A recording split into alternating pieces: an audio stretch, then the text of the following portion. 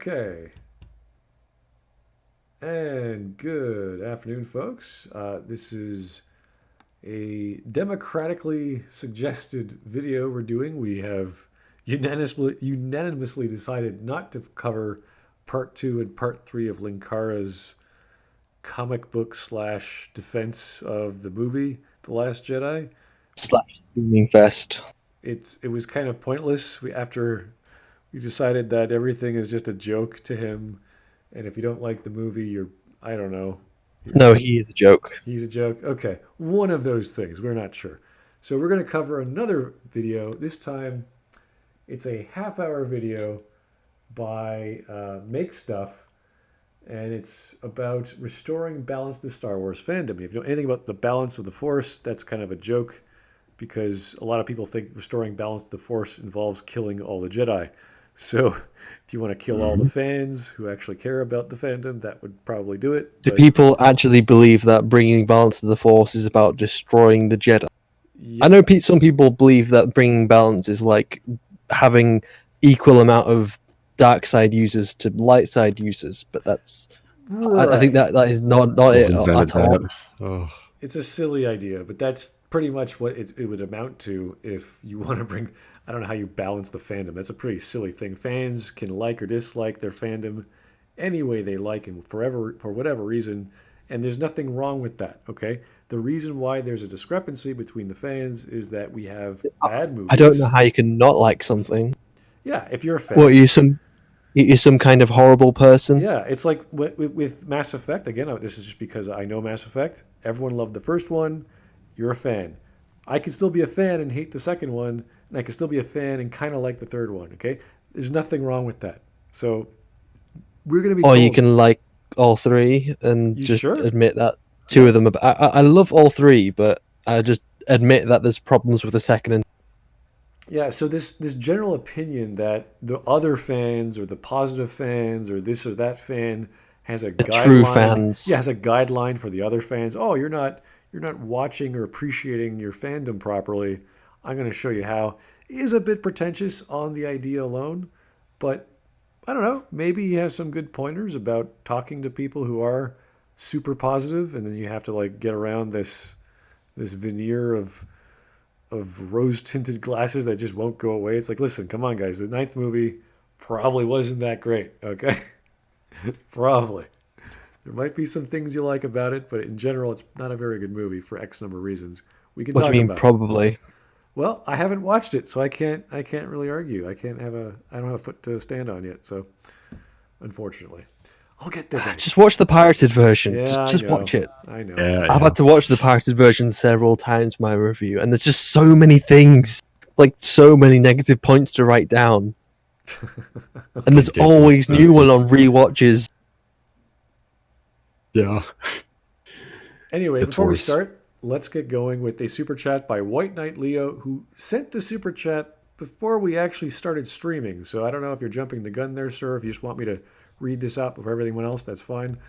He really wanted it to be out. He just like he had to share this information. So author John C. Wright wrote a book that's crazy about how terrible The Last Jedi was.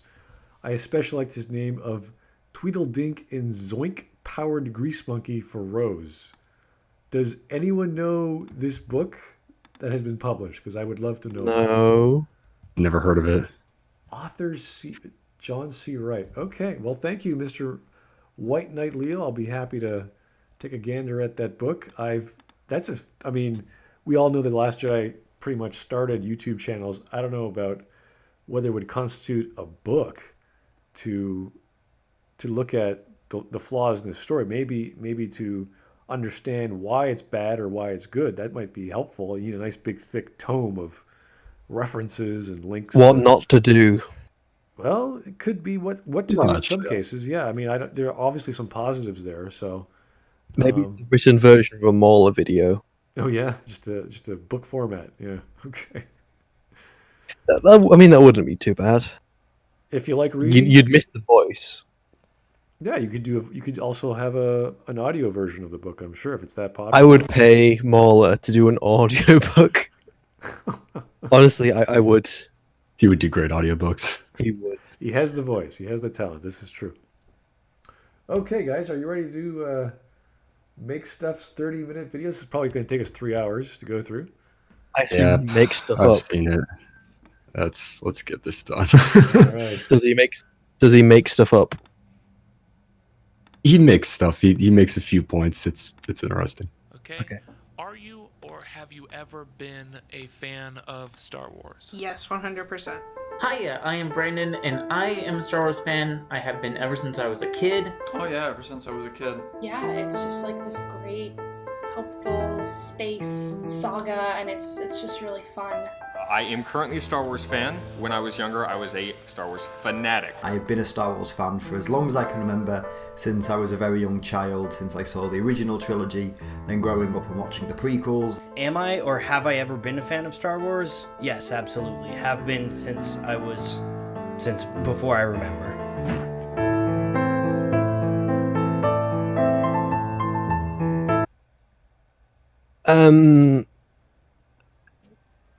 It took a second for me to read that text. It's very difficult to read. It's The interesting font. text, you mean? Like Yeah, the like font. It's like the Part last zero or- The something last part D, 0. Deadeye? Yeah, I read it as Deadeye.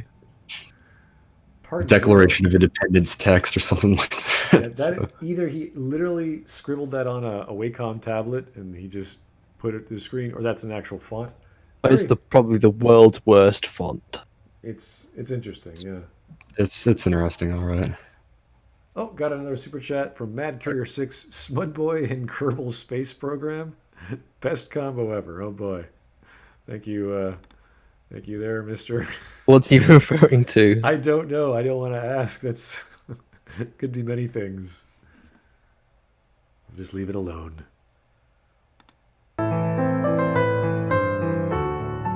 What?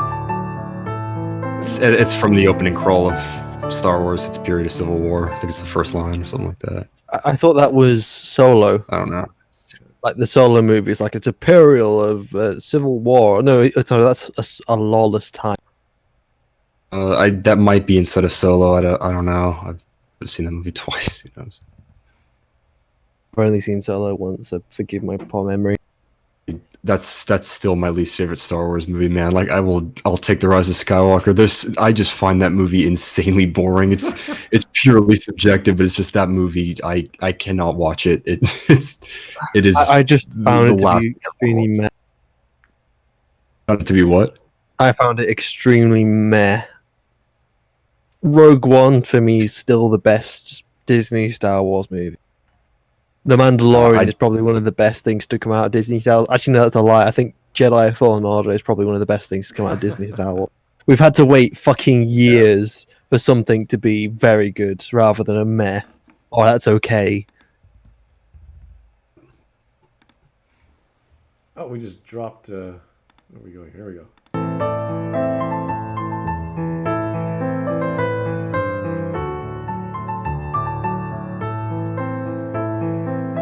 It's probably a nice piano rendition. Yeah, he uses a lot of. You get used to the texts and the flowery language and the music, which is it. Just this isn't an emotional manipulation at all. I'll bring my weed killer for its flowery language. I'm getting into this. Dark hair, evil son of royalty, scar on his face, very emo. Oh god, no. I do not need all the Last Jedi haters dogpiling into my comments. This is a positive space. Get out of here, Kylo. Shoo. What? At least until the Last Jedi video. Just wait. I released a video back in January that mentioned a couple of similarities between Avatar: The Last Airbender and Star Wars Episode 8: The Last Jedi. There are probably very few similarities you can make between the two. I was about to say he's probably just connecting it to Kylo Ren, and I don't know. You can make some connections, but who knows? I haven't seen that video. The only connection he's made in that video is that it's, from what he showed us anyway, is that and he's a bit emo. That's probably about all you can make. Inner conflict between him and Snoke and the like. versus Zuko was the Fire actually Lord, yeah. written well. Great character. It's like they give him a backstory, they explain what's going on with him. So Oh, we just got a super chat from Mr. Turmoil. Do apologize. We're no longer going to be doing the Linkara review. We mentioned that in the start of the stream. We came to the conclusion that it was a waste of time, and Linkara really doesn't add anything to the conversation aside from bad jokes and liking things because he likes them. There's really no new arguments. There's nothing. Some of his ideas are just silly. Like You're also forgetting his really annoying voice. Hey guys! That's part of it too. Yeah, I mean, it didn't bother me, but if the people I'm talking with It hurt my ears. don't physically enjoy the experience, there's probably not a good idea to continue. So, kind of like going to a buffet. It's like, hey guys, go to that buffet we don't really like. It's like, no, it's not. Let's not go there. It's not fun. It's not tasty. It's not. You like your food analogies a lot. You know what? That's pretty much the best way to translate media consumption is you use food. And Physically consuming something. when we do our next conversation about evaluating stuff, I have so many to give you. So it's going to be a lot of condiments and this and that and sauces and cheeses and what have you. Anyway, let's get back on to this flowery rendition of why the fandom has to change. I just acknowledged its existence. I even said that thing about not wanting the Last Jedi haters to pile into the comments, but hey, guess what? Last Jedi was garbage. okay, so the first thing here is the word hater, like Last Jedi haters. So God, you know you that's also fun. haters. Yes, when we use the Yeah, term he's hater, just he's gonna throw. Go on. Yeah. yeah, when we use the term hate, there's nothing inherently bad with using it. It's that this idea that, oh, if you're a hater, you're just a bad person and you have nothing good to say or constructive to say, whereas that's just the opposite. We hate something so much that we have so much to say that is constructive, that is useful, and it has points because there's so much there. It's kind of like, do I like a bicycle with the flat tire? Of course not. I dislike it. Do I like a bicycle with no tire at all? Well, I would hate that bicycle. The more flaws something has, the more distrust, disliking I have for it to the category of hate. So, nothing wrong with that. Like Would you like I think the extreme. What? I was going to say, would you like a mystery box full of shit? Oh dear. You know what? That definition by JJ, I as soon as I heard it, I was like, this can't be a philosophy. This is not What? a writing What technique. are stories but You made mystery that. boxes? It's just like, oh, you invent a new element. You don't tell the whole story of that element, so you have a question in your head. It's like, well, no shit. You're not going to reveal every little nuance of detail of a person that just appeared on the screen. That's silly. So the concept that a mystery box is a style of writing or thinking is just, that's dumb. Like every story is a mystery then. Like every blade of grass you describe not fully is a mystery. Like why did the writer talk about this blade of grass, not the other blades of grass? Like, why? Like no. There's reasons why writers do things. We don't need everything. Maybe that blade of grass is Samuel L. Jackson. She's behind the blade of grass. So Samuel L. Jackson. Mystery can make for a unique story, but I don't think it's like the bedrock of all stories. That's what I don't like about him saying, like, what are stories but mystery boxes? Like, there's plenty of different things that can go into stories than just asking questions. But yeah, I think the extreme examples for what you would call like the critics of The Last Jedi and the defenders would be like haters and apologists. And it's just like, I don't think he's necessarily using the word hater in a negative way. There's a little bit of that with how he uses the voices in here and is like highlighting things, but we'll get into that. But just interesting word, I guess. So. Instead of saying hater, just say people who don't like the movie because the word hater infers so much. My point exactly. I'm just like, you don't need to use that word, man. Just say critics or people who don't like the movie. Last Jedi was objectively bad. The new Star Wars is complete trash. You like Last Jedi? Grrr, perfect video. Yep, I would say those 4 points behind the big point in the middle. Yep, they're absolutely nothing more. Just yep. What's wrong with that? He's just saying that. But you like The Last Jedi. Last Jedi was garbage. It's like, okay. Apart from the last one, obviously it's probably not a good video, but yeah, I don't know. It's terrible. I haven't seen it, but it's like whatever, right? We can probably infer it's terrible. Yeah, we'll see. TLJ is bad though. I also referenced something Rose says after she stops Finn from getting himself killed. We're gonna win. Not fighting what we hate. Saving what we love. Okay, we've all agreed this is the dumbest line, perhaps not in movie history, but the dumbest line in Star Wars.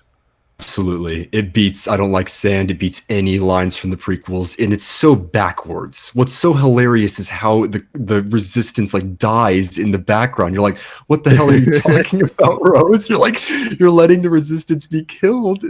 It's a very strange scene, and it does not make any sense. It's the perfect representation of what The Last Jedi is. Like, what they're saying fights what is happening in the film. It's like she's saying we need to save the ones we love while everyone is being killed. It's like it does not make any sense. Honestly, it's so bad you can't even meme it. It's so difficult to make memes out of the sequel trilogy, but the prequels, at least you can make a prequel meme out of any line, out of any single word of the prequel. Those are pretty corny lines of dialogue, and what we get from Rian Johnson is just serious. This is really what it is. Life is meaningless sort of vibe. So there's the element of brevity, not brevity. There's an element of being lighthearted more so in the prequels, whereas with The Last Jedi, aside from the attempts at comedy, it's just, this is not, doesn't sound good, doesn't sound right, doesn't feel right. Again, I use the word awkward a lot just because you know what they're trying to do and it fails. And you're like, ooh. I don't think we need to say more about this line. I think we could probably just continue. It's been talked about to death. Yeah. As. Alright. I was on board with everything you said until you whipped out the Rose Tico quote. Rose Tico's quote makes no sense. Go watch Left Media's video. Yeah, do watch Marla. That is anything take away from this video, watch Marla. Left Foot is actually pretty good too. He's pretty good, yeah. On it, it's very in for, and maybe Muller's critique of The Last Jedi. Last Jedi sucks at me. Funny thing is, that quote is exactly what the Star Wars fandom needs right now. There is a division in the fandom. There are the people who love The Last Jedi, and there are the people who hate it. And we don't really care. We don't really yes, care. That is the logical thing, yes. But it's not fighting what you hate or saying what you love. That doesn't really mean squat shit when it comes to the fandom. It's literally nothing. I really don't care who likes it. This doesn't bother me. If you like something, that's great. It's when you open your mouth and start explaining why, and then you go, "Yeah, you're not even in the same ballpark, sir. You can't argue with us." I would say that's more about I'm fine with you liking the movie. Just when you come up to me screaming it's the best thing in the fucking world and it isn't, that's the point where maybe I'm going to get a little bit annoyed and I'm going to start going back at you saying, well, no, it wasn't because of this X, Y, and Z. And, there's lots of problems with it. It's an extremely flawed movie. But then people automatically take that as a personal attack and say, no, it's the best movie ever. You're just a hater. Well, it's always a personal attack, right? Even if you... Is that like a personal attack or something? Well, the thing is they take it personally because it's the thing they love. The same with any fandom. If you point out the flaws that are objective, and we've done that over the years, saying, hey, this is what happens in this story. This is illogical. Character wouldn't act this way, etc., etc. They think that, oh my God, they're right. I hate this person for pointing out the flaw. He must be a bad person. Why is he ruining my fun? Blah, blah, blah, blah. It's like, listen, dude, don't listen to us. Go away. That's all you got to do. But, you want to have a conversation on Twitter? We're going to have a conversation. That's how it works. Well, maybe not on Twitter, because Twitter's the worst platform to do that kind of thing. Well, anywhere, really. Anywhere. You can do it anywhere. It doesn't matter. The best people I've met on who talk about The Last Jedi or The Force Awakens, like a lot of them who like the movie can admit that there are flaws. Like I've met a lot of people, I've brought up like world building issues, and like that doesn't make much sense. There's not much of a connective between the OT and the sequel trilogy. It's like that's not very good writing. But there's other things that they will defend, and they'll be like, I still like it in spite of that, and it's just like that's fine. But when you're arguing it, they're like these are like masterpieces. You're like, they're not though. There's plenty to rip out. You can determine this is not very well made. Yeah, it's frustrating. If I were to go along those lines of seeing Rian Johnson's work as an art piece, he's about 4 steps before what he wanted to do for it to be really good. Like he had to do a heck of a lot more work on top of, and that's before they go to print. That's before they go to the CGI, before they go to the costume directors, all the production work. So he'd have to do 4 more drafts of getting all his details right, getting his themes solid, getting his symbolism worked out, getting the dialogue figured out. Like he had a heck of a lot more work. And it feels very much like he just went with his first draft. No one looked at it. He cleaned up some of the dialogue maybe, and he went with it. And everyone went, okay, yeah, we're going to do it that way. That's how it feels. Because the stuff he wanted to deal with, like nihilism, is really complicated. You can't just do it.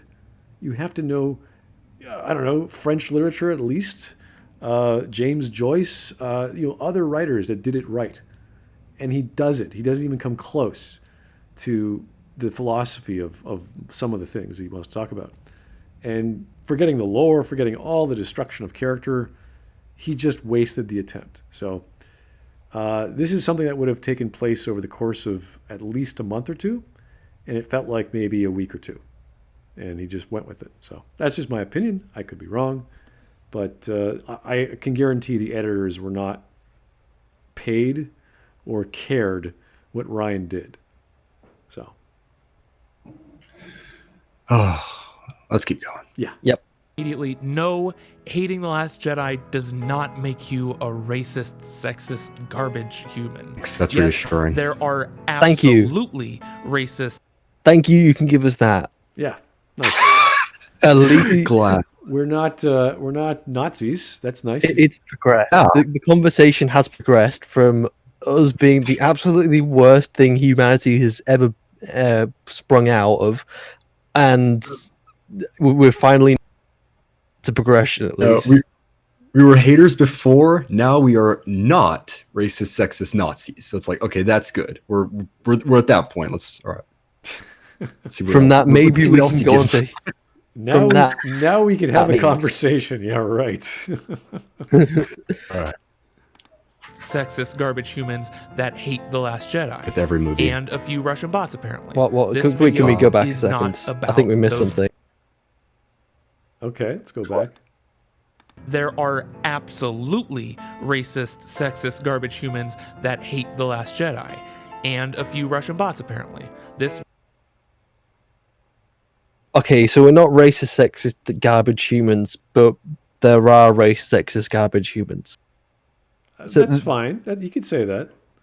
I was about to say, I but- just said it was redundant because I'm like, that's with every movie. Yep. There are those people out there, and like every movie is hated by. It's not even worth addressing. I'm like, I don't get your point at all. It's like saying, well, they're not these kinds of people, Is my mic even though open? those people exist. It's like, yes, thank you, and I think it's just the inference that he's trying to make. Like the inference is there are the people, like it's some kind of huge majority, or it's or people like us who criticize the film, or Mauler, or Rags, or lots of other people who rightly criticize the film. Also, the Russian bots. How many times have people like knocked that out of the park, saying how wrong that is? yeah. That was something originally started by used as a Ryan. joke, but I don't know. That's not even worth it. Even if there were Russian bots, I'm like, so. What was the point of Russia making bots to reboot, bomb, and move? What's the fucking point? Why does Russia care? And they have to be from Russia. They can't be from China or India. North Korea. They're always Russian bots. Gotta It's be strange. Russia. I feel like it's got probably something to do with like the election, and Ryan probably pulled out of his ass from there. There's a quote of him saying Russian bots and then like behind the scenes, but I don't know, whatever. Video is not about those people or bots. This video is about the significant amount of people who hate the film for non-sexist, non-racist reasons. It's about the people who want to force that hatred onto others. Okay, I have no idea what he's talking about. What the hell does this even mean? Who's forcing hatred? How do you this is force an emotion onto someone? Okay, I'll admit I don't hate the movie. I just think it's a bad movie, and I don't like it. But it doesn't mean I hate it. I don't despise it with every part of my soul. Okay, well, I don't. I do. I mean, it's really bad. It's bad. It's not just bad. Hey, it's a bad movie. Don't watch it. It's like this is the worst thing I've seen in a long time, from something so popular that the way this story came about is mind-bogglingly crazy. That it got through other writers, other producers, editors, if they were any editors, like a writing room, et cetera, et cetera. Like, I could not believe how bad this is. It's not just, it's bad. No. This is the worst thing I've seen in a long time. So, I just don't, what is he talking about? I can't force my hatred onto you. That's bizarre. This is in the same realm of the whole robbing people of their enjoyment of the film. Yeah. Like, you're taking away their enjoyment. It's like, how can I possibly do that? Like, I'm not forcing you to do anything. I have criticisms of the film. If those like change your emotional response, then, yeah, exactly. So we just got a super chat from Matty Courier 6. Did he just say people disliking the movie are Russian bots? Well, it's pretty damn clear what side of the political spectrum he's on. Yes, it is clear. But again, we're not going to... I mean, it already was clear by the fact that he said, oh, there are racist, sexist bigots out. Of course. But I'm not going to hold that criticism against him because, I don't care where he comes from. I want to know his argument. I want to know what he's actually trying to say. But this statement... Yeah, we don't judge people based on where they stand politically. Exactly. Or at least we don't... Unlike some people... The fact that I made like a dozen or so critical analysis videos of The Last Jedi doesn't mean I want to force that on anyone. That's ridiculous. Why would I care? Why would I care what you guys think? That's about my opinion. You must know my hatred. You must share it with me. It's like, no. That'd be bizarre. Why would I do that? I'm not your teacher. Also, enjoyment and quality are two distinctly different things. You can like something that's bad, and you can not like something that is good. So I could admit that, I don't know, Captain America Civil War is a better film than Shazam, but I thoroughly enjoyed Shazam a lot more than I enjoyed Captain America Civil War.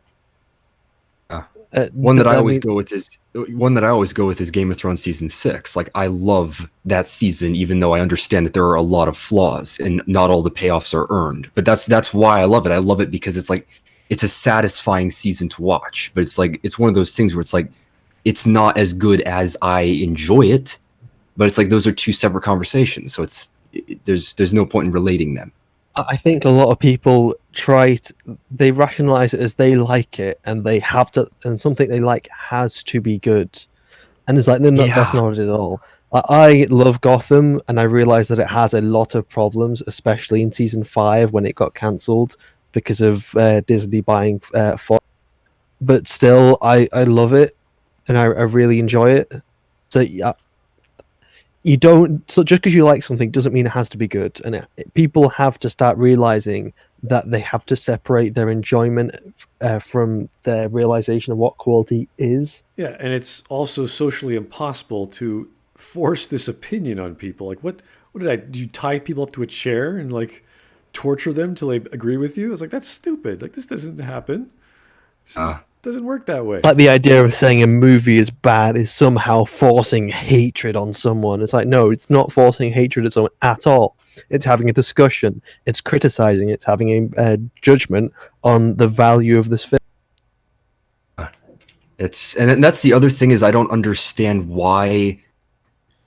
Like if you demonstrate to someone that something that they like is not very well made, why that needs to like take away their enjoyment. Like I could see that happening, someone being like, oh wow, I don't enjoy it as much because it's not as well made as I thought it was, but they can still like it just as much even if they understand there's a lot of flaws. Oh yeah, it's like it happened with me with Mass Effect 2. Everyone praises the suicide run, the last mission of the game, and it's fun and exciting. But when you actually stop, great music. When you stop and the music, the dialogue, the action, your choices actually mean something. But you actually then you question why someone dies when you've done their loyalty, and that just because you didn't choose the right hand. All sorts of illogical things happen. And you're like, oh, that's stupid. But it's still fun. It's still exciting. So that's it. Like it's like what aspect do you care about in your stories? And we're going to talk about Picard later on my channel. I'm going to do a video on that, why it's good and why it's bad. It's a mixed bag. Everything's a mixed bag. It's never going to please everyone. That's fine. It's just, is the thing physically made the right way? Does it hit all the story beats it was supposed to as the premise gave us? Yes or no? If not, there's a problem. But The Last Jedi is a whole other problem, a whole other bag of problems outside of a premise. So I just don't like his premise that there are YouTubers or influencers or whomever who dislike something so much that they are then imparting that emotion onto others, which is physically impossible. It's a silly argument. I think you might have missed another super chat. Oh, I did I? Let me check. Da-dee-da-dee-da. No, I got Mad Courier 6. All right. I got the one before that. No, I got them all. I'm good. Okay. Let's go. Let's keep going. It's about the people who want to force their love of the film onto others. This video is about that division. It's also about answering two questions. What are we owed as fans, and how do we coexist as a fandom again? Okay, these are two easy questions to answer. All we do, and this is not my opinion, we look at all the Star Wars, I guess the main series, 1 to 9. We look at all the elements that are similar. We say, okay, this is what a Star Wars film is. It has lightsabers, it has space battles, it has philosophy, it has Force users, and we expect that in every film. And if we don't get it, we want to know why. We want to know something else that happens. So, for example, in The Last Jedi, we don't really get lightsaber battles, but we do get a fight scene. And we then evaluate that as a fight scene. It's like, okay, fine. No lightsaber battles, we get it. And we find that the fight scene's really bad. And it's not our opinion it's bad. The choreography, the battle itself, how they spin. There are parts to it you can point to that are absolutely terrible. Yeah. There are several people who have made some absolutely brilliant videos pointing out all the flaws. And I even saw some of the flaws when I was first watching the movie. It's like, wait, she kicks like 3 people with one kick. Why does this guy go for the lightsaber instead of his head? Yeah, and there's like so many flaws. That's the actual physical choreography. Then you look at the actual premise of the choreography or the premise of the fight scene. Why are these guys fighting? What motivation do they have to fight Kylo Ren? These are his new, he's their new boss. So why are they fighting? Yeah, and he could just force blast him into the wall and be like, "Listen, I'm in charge. No, go away." Just fling him with his power of his wrist, and they'd be like, "Oh yeah, he's the most powerful dude in the room. Okay, we now believe in you." It's like, yep. No, not the most powerful person in the room, because obviously you have Rey. Well, yeah, but obviously they're the one that he knows, and he could just say, "Rey, chill out. I'm gonna be in charge here." Like whatever. These are basic questions that pop up when you see this. You're like, why are they fighting? And then you see how they're fighting, and then that's where things fall apart. So, like, what are we owed as fans? Like, I don't think we're necessarily owed anything. It's just a question respect. of the quality. I would say respect is the only thing that fans. Well, yeah, well, I just think that's. I just think that's intrinsic to any film, that like we shouldn't be disrespected. Yeah, it's like, yeah. When you go, other than that, make it a Star Wars film. When you go to the same restaurant you've always gone to, and they suddenly make a shit dinner, and it's the same dinner you've been ordering for the past 10 years, you're like, what just happened? What was the problem? And if they don't apologize or give you your money back, you're never going to go back. Which is, again, my reluctance to watch episode 9, because I've seen episode 8. So. And 7. Seven is like a mix again, another mixed bag for different reasons, because it's clearly just do what fans want without giving any soul to anything, and then you have I would disagree. It's while it is a nostalgia fest, I don't think it's what a lot of fans want. At least it wasn't what I wanted as a fan, or people I've talked to. A lot of people weren't happy with The Force Awakens. Like I enjoyed it on my first watch. I was blind. I was just enjoying it for what it was. And honestly, the reason I thought it was a good start is because I was like, they're going to answer more. Like they're going to build on more things that they left open ended instead of this film, but they didn't. And it's like leaving things open was not a good idea. So that's not.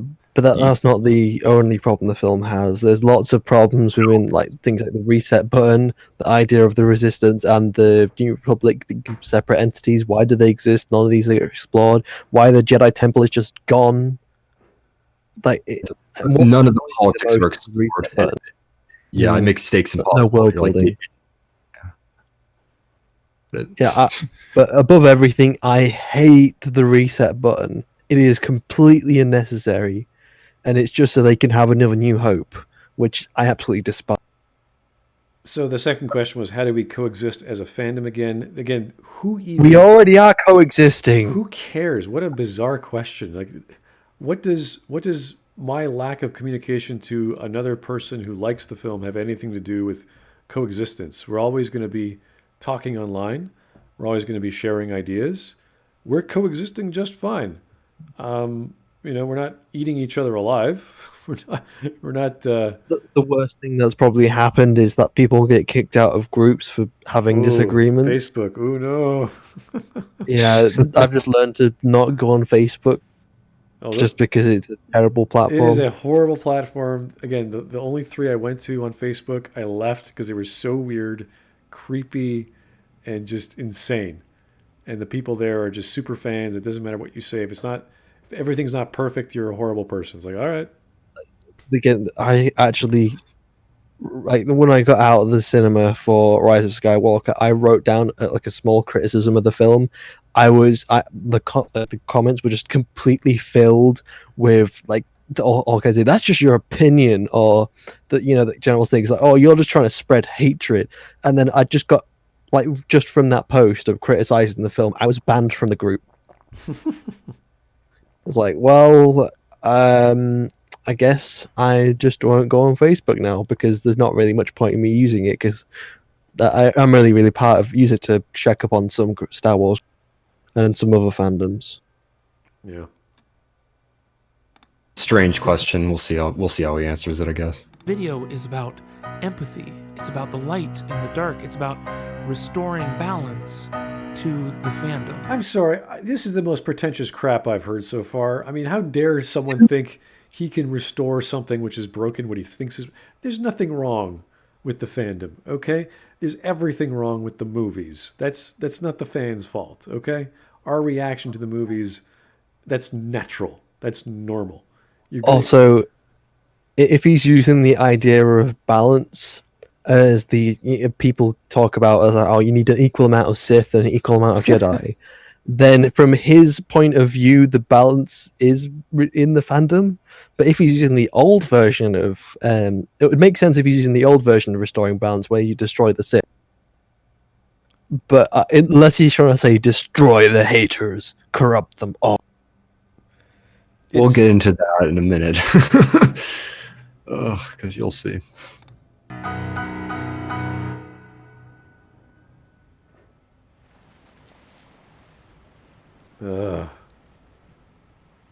Why does it need to be in parts? I have no idea. And he includes so many of those little interviews with like the different groups. It's unnecessary. I think whether or not you enjoyed The Last Jedi ultimately boils down to something very simple. Was the experience what you wanted from a Star Wars movie? You mean, was it good? See, this I've never bought into this.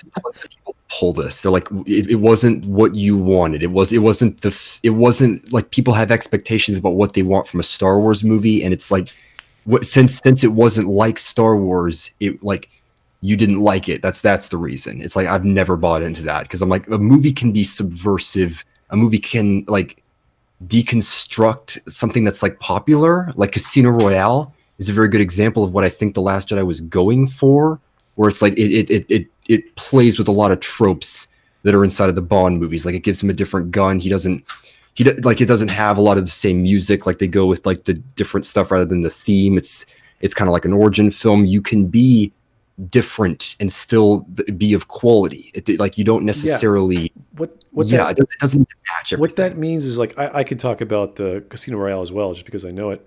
And what I expected from a Bond film was not met. So what you do is you go up the chain. So you go from franchise to subgenre. So spy thriller.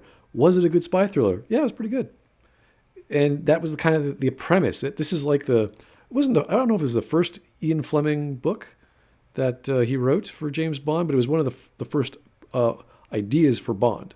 So he's kind of raw. He's kind of unsure of himself. I like that aspect. But the stuff that I was expecting, like when they got the Vanquish, that new car, that beautiful looking car, it gets destroyed within seconds. You're like, what? So there's no car chase that really is any worthwhile. Yeah. So I just think that, you can, I think we've already said this before, but, you order something, go for the fucking food analogies again, the ones you love, Smut Boy.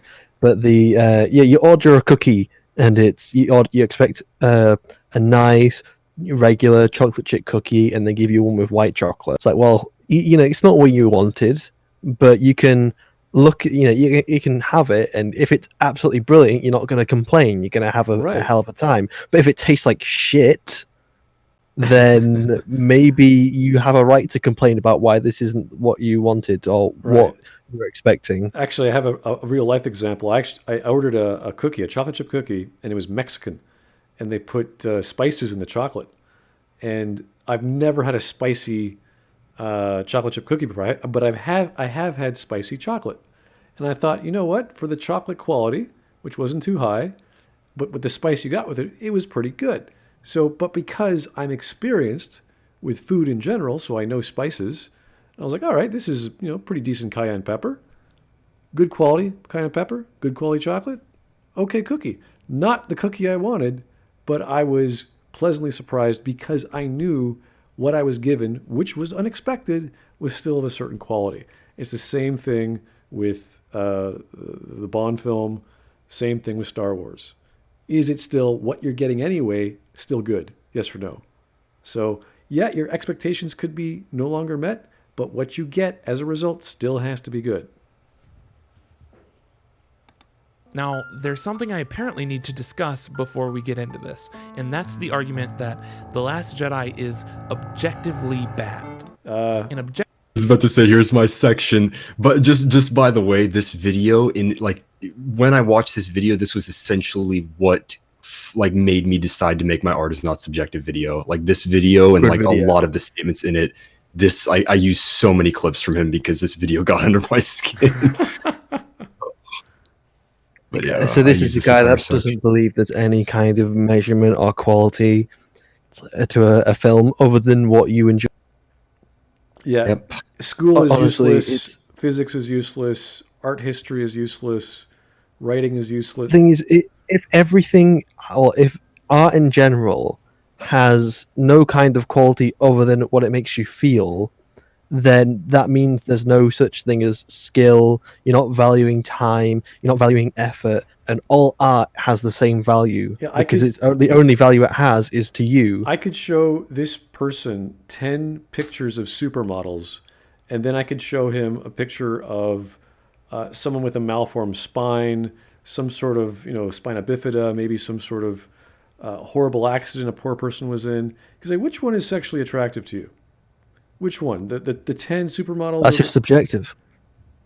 I would argue there's lots of evidence to support. But yeah, you can use standards, I guess, to determine that. But our objective measurement is made up of things we can generally agree on, that we enjoy subjectively. So if you're looking at a table, you want a table to be flat and smooth, and that would it has to be a certain height, and we can all generally agree on these kinds of things which improve the fact that what makes it a better table, and that is an objective measurement we're making through things that subjective things we can generally agree upon. It depends on more or less what the table is designed to do and whether it matches that design. So it's kind of like saying author intent doesn't matter, but if the author is building something for a certain goal, like if I need a table to bash nails into a piece of wood, then I need a really sturdy table. I don't need one that's a certain height or whatever specifically.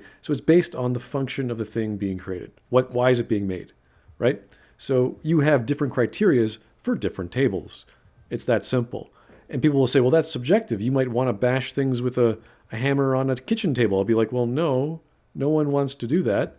You can, but you're missing the point of why the table, a workbench or whatever is made, as opposed to a kitchen counter or a dining table or whatever. So yeah, there are various criteria for table, but there's a specific function why a certain table is used in a certain instance. I was about to say, in a story, and it has a function. Like if Yes. it needs to follow progression, there needs to have some sort of a structure, or there needs to be like things that are achieved throughout the story, like so that everything isn't just going static. Like one of the examples that I use a lot is people say like plot holes aren't objective flaws, like they can be used well, and I'm like, my answer to that would be yes. Like The Emperor's New Groove has a plot hole written into the third act of the film. That's like at a point that in any other story would be like, what the hell? But it's made for a joke. Like the villains beat the heroes to a place, and it's impossible, and the film notes that. But it works because it has a self-aware narrative. It's like Ferris Bueller or Deadpool, where it's like the film is aware of itself, and it works because it's a comedy. And you're like, different films can use different things, but when you're making a film, you're trying to make it serious, keep the audience immersed, and it's like an action film. Then a plot hole is not something that's going to like assist the film. It's not going to build progression. It's going to break it. A plot hole is something you can actually measure objectively, and we can all agree it's a plot hole, but how you feel about it is completely different. Right. So you can say, okay, well, this plot hole here, it ruins my enjoyment. It makes me believe that, I can't believe there's stakes in there anymore because of how much, how deep this hole is. But someone else can just skim over it, and it's like, oh, I didn't really care about it that much. Yeah, either things have a plot that makes sense and are clear, or they don't. And if they don't, that means that it's either a problem with the plot in general, so obviously it's automatically a problem, or the actual story you're watching or reading is like a slice of life genre where things just happen because it's a person. You're no longer talking about a character on a journey. You're talking about just people and doing stuff. And you could have stories like that. There's a Murakami in Japan is very popular. He writes all kinds of slice of life stories, but the problem is he connects them with like fantasy and magic and crap like that. So it's like, wait a second, I thought this was a contemporary slice of life story. Now you're putting in fantasy elements. You're getting very confusing. So just as a general rule, when talking about things, you can measure anything you can look at and say, well, this is absolutely terrible and this is absolutely great. There's some kind of measurement you can make because there's generally a reason why people will like a certain thing or dislike a certain thing, and there's a lot of criteria people can agree upon. And also you have a super chat. Really? Oh, I do. Thank you. Blyther Paladin. The sequels had boring locations. All right. Rise of ROTS? Wait, what's ROTS? Rise of Skywalker, or hang on, Revenge of the Sith? Revenge of the Sith, yeah. That's I guess. I had 7+ locations. Revenge of the Sith had 7+. I think he means 7+ locations. Okay. I honestly, Revenge of the Sith had some absolutely great locations. Like Felucia is almost instantly iconic compared to Crate. It's not even iconic. It's just a salt planet. Oh. It's just a salt mine planet. Like, who wondered more about? People wondered more about Felucia. They want to know more about it. It's like what's here? Why are they here? And there's all kinds of interesting things you can do there, and it has been done in stories, in books. And also, who wonders about Crate?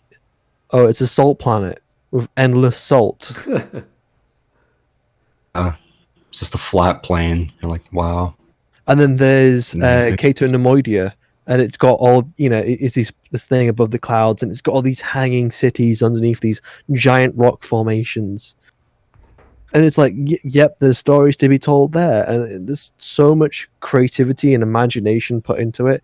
I had an absolute blast looking at some of the concept art for Revenge of the Sith. There's some absolutely brilliant concept art. I had to look at it for a certain study at the college, but it's insane, some of the creativity put into that movie. No. Every artist that works in concept arts or storyboarding for video games or movies, I mean, there's stories in every piece that inspire the producer or the writer to then say, oh, I want to write about that. That looks amazing. I saw all kinds of amazing artwork from Mass Effect throughout the years that when you buy those... I have the book right next to me. It's absolutely gorgeous. And you're just like, oh, if we only had that location or that model design or that enemy design, wow, absolutely brilliant. But for whatever reason, they didn't get in, and that's fine.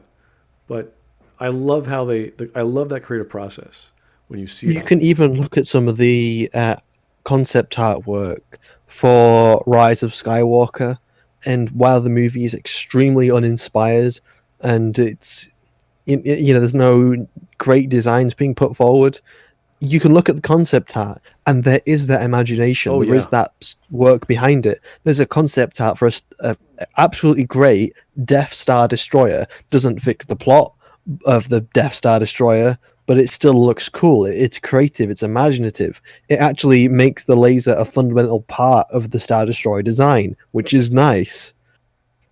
And there's also great designs for Exegol, where it imagines it's this big shipyard planet and you have these holes the Star Destroyers come out of. That's fine, that's great. It's a great imagination that you've got there. Still not as good as some of the other I've seen, but why wasn't this used in the fucking movie? Why are you building ships underground? That's the biggest question you could possibly ask. This entire underground base for building ships. All right, let's drive our ship straight through the roof. It's like, what? Sir, are you retarded? It's like, straight through the roof. It's going to look cool. Objective badness based on quantifiable, unbiased facts, facts and science and mathematics, and I have this section memorized because I made my video. All right, just keep going. And mathematics, and hold on, I need to check something real quick.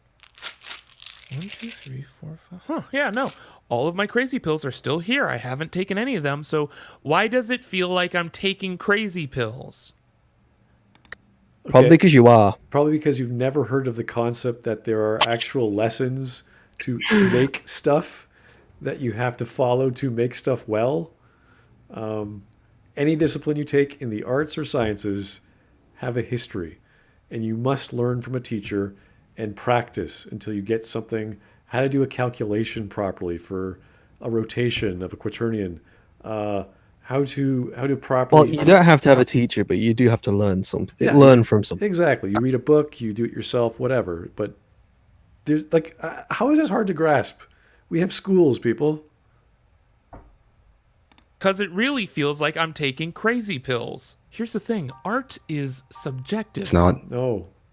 Your interpretation of art is subjective, yes. I think I'm a few seconds behind you because I'm just seeing a blank screen. Where are you? Blue screen. I'm at 4:27. Oh, that's weird. You want to rejoin the chat? I'm now at 4:30. Okay. But art is both objective and subjective. I don't think that's a... Well, okay, art is just a thing that's built, right? So I make a painting, right?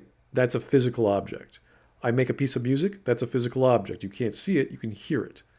All these things but the value we give to art is usually not just how we feel about it, but these aspects that generally, as I said before, we measure things objectively through the things that we can generally accept makes art better or worse. Things like plot holes, or we're talking generally, even just general skill, time, and effort are all things that you can measure through just things that are in the art itself. Like there are elements in stories like symbolism and theme which are higher level, which don't matter as much as the fundamentals like plot and character, but you can certainly criticize those for not being present or for being represented poorly. That's fine. But once you get to the fundamentals like pacing and exposition and dialogue, like these are basic stuff. If you screw those up, it's like, yeah, you've done this poorly. You're not telling a story well. And that's not my opinion. That's like looking at a car and going, look at this, how the engine moves and puts energy into the drive shaft and turns the motor and turns the wheels. Like that's just how it works. That's how a story That's like works. your opinion, man. I was about to say a lot of people are going to say that like you can say objective things about a film, but the second you say whether they're good or bad, then you're being subjective because you can't say something is good or bad without being subjective. I disagree with that. Yeah, you can do something by like I said with story and progression. Like you can determine like how well the film is like putting across like the way its story is constructed. Like if it's built on contradictions or contrivances, that is like not good storytelling, and it's because you're like stories are built on progression and how the story like flows. So if there's things that don't make any sense, you're like that's not good storytelling. Yeah, and the idea is that good isn't good and bad isn't subjective terms. They're terms for quality. Like if you enjoy, you can say something made. I enjoyed something, then that is a subjective term. But good is something that's more to define quality than anything else. You've got 2 super chats. Oh, let me go back. Blyther Paladin again, thank you, sir. Exegol could make sense if it was akin to Kuat. I don't know what Kuat is. Oh, Kuat shipyards was one of the major Imperial and Republic shipyards that built a lot of the Republic and Imperial fleet. There were others, but that was one of their main ones. They built all the Star Destroyers. And we got a super chat from Mad Courier 6 again. Have you seen any of Red Letter Media's reviews, Smut? Of course I have. They do some really good ones on Star Trek Discovery. I saw the first season of that. And even one on Picard. I haven't seen that one yet, so I don't know. I'm busy doing my Picard episode 1 analysis. And I have to redo my audio because for whatever reason, my first run just didn't record very loudly. So I have to just reread all the other sentences I wrote and speak loudly or fix my volume. I don't know. But I'm all done. My opinion is ready to go. I'll just share with you later this week. So, yeah, art is subjective. This is such a silly thing to say. Art appreciation is subjective. Art analysis can be subjective, etc., etc. So, just one last thing I want to throw in here, which is again the reason I made my videos, because no one ever qualifies this. Yeah, they always just state it like it's inherently true. Exactly. Yeah. There's no reason. It just is. You can't ever have an objective opinion. It's impossible. It just can't be done. It's like, really. Okay. Well, if you say objective judgment instead of opinion, all of a sudden it sounds a lot different, because I guess people when they hear opinion, they think subjective. They think that it's no possible way you can have an objective opinion. But as soon as you say judgment, it sounds different, which is why I always try and say judgment rather than opinion when I'm talking objective. Yeah. Again, that's what I think is a large part of this. I think it's just the word objective that like gets under people's skin. They're like, you can't say that a film is objective. It's like, it's the word, not necessarily like what it means or like what it's being referred to as. You could use the word empirical. You could say the term observational. Normative. That's another one relating to like standards, I believe. There's plenty, yeah. Then they'll say your standards are subjective, and you're like, wait a second. It goes on. Oh, this on. Is rabbit hole. Yeah. Video for this, just yeah, whatever. Art is abstract. Art is Art is not abstract. That is a literal category of art, which does not necessarily mean abstract. Abstract art. Yeah, you could have non-abstract. You could have Renaissance art. You could have contemporary art. You could have all kinds of art is abstract. It is emotion. was about to say, Shut can the you just fuck up. feel like emotional manipulation just dripping off of this video? He's got this like nice little music, his nice little voice that's talking like this, nice and quiet, with this music playing in the background. And people It's say they emotional. It's like, cried dude, to this video.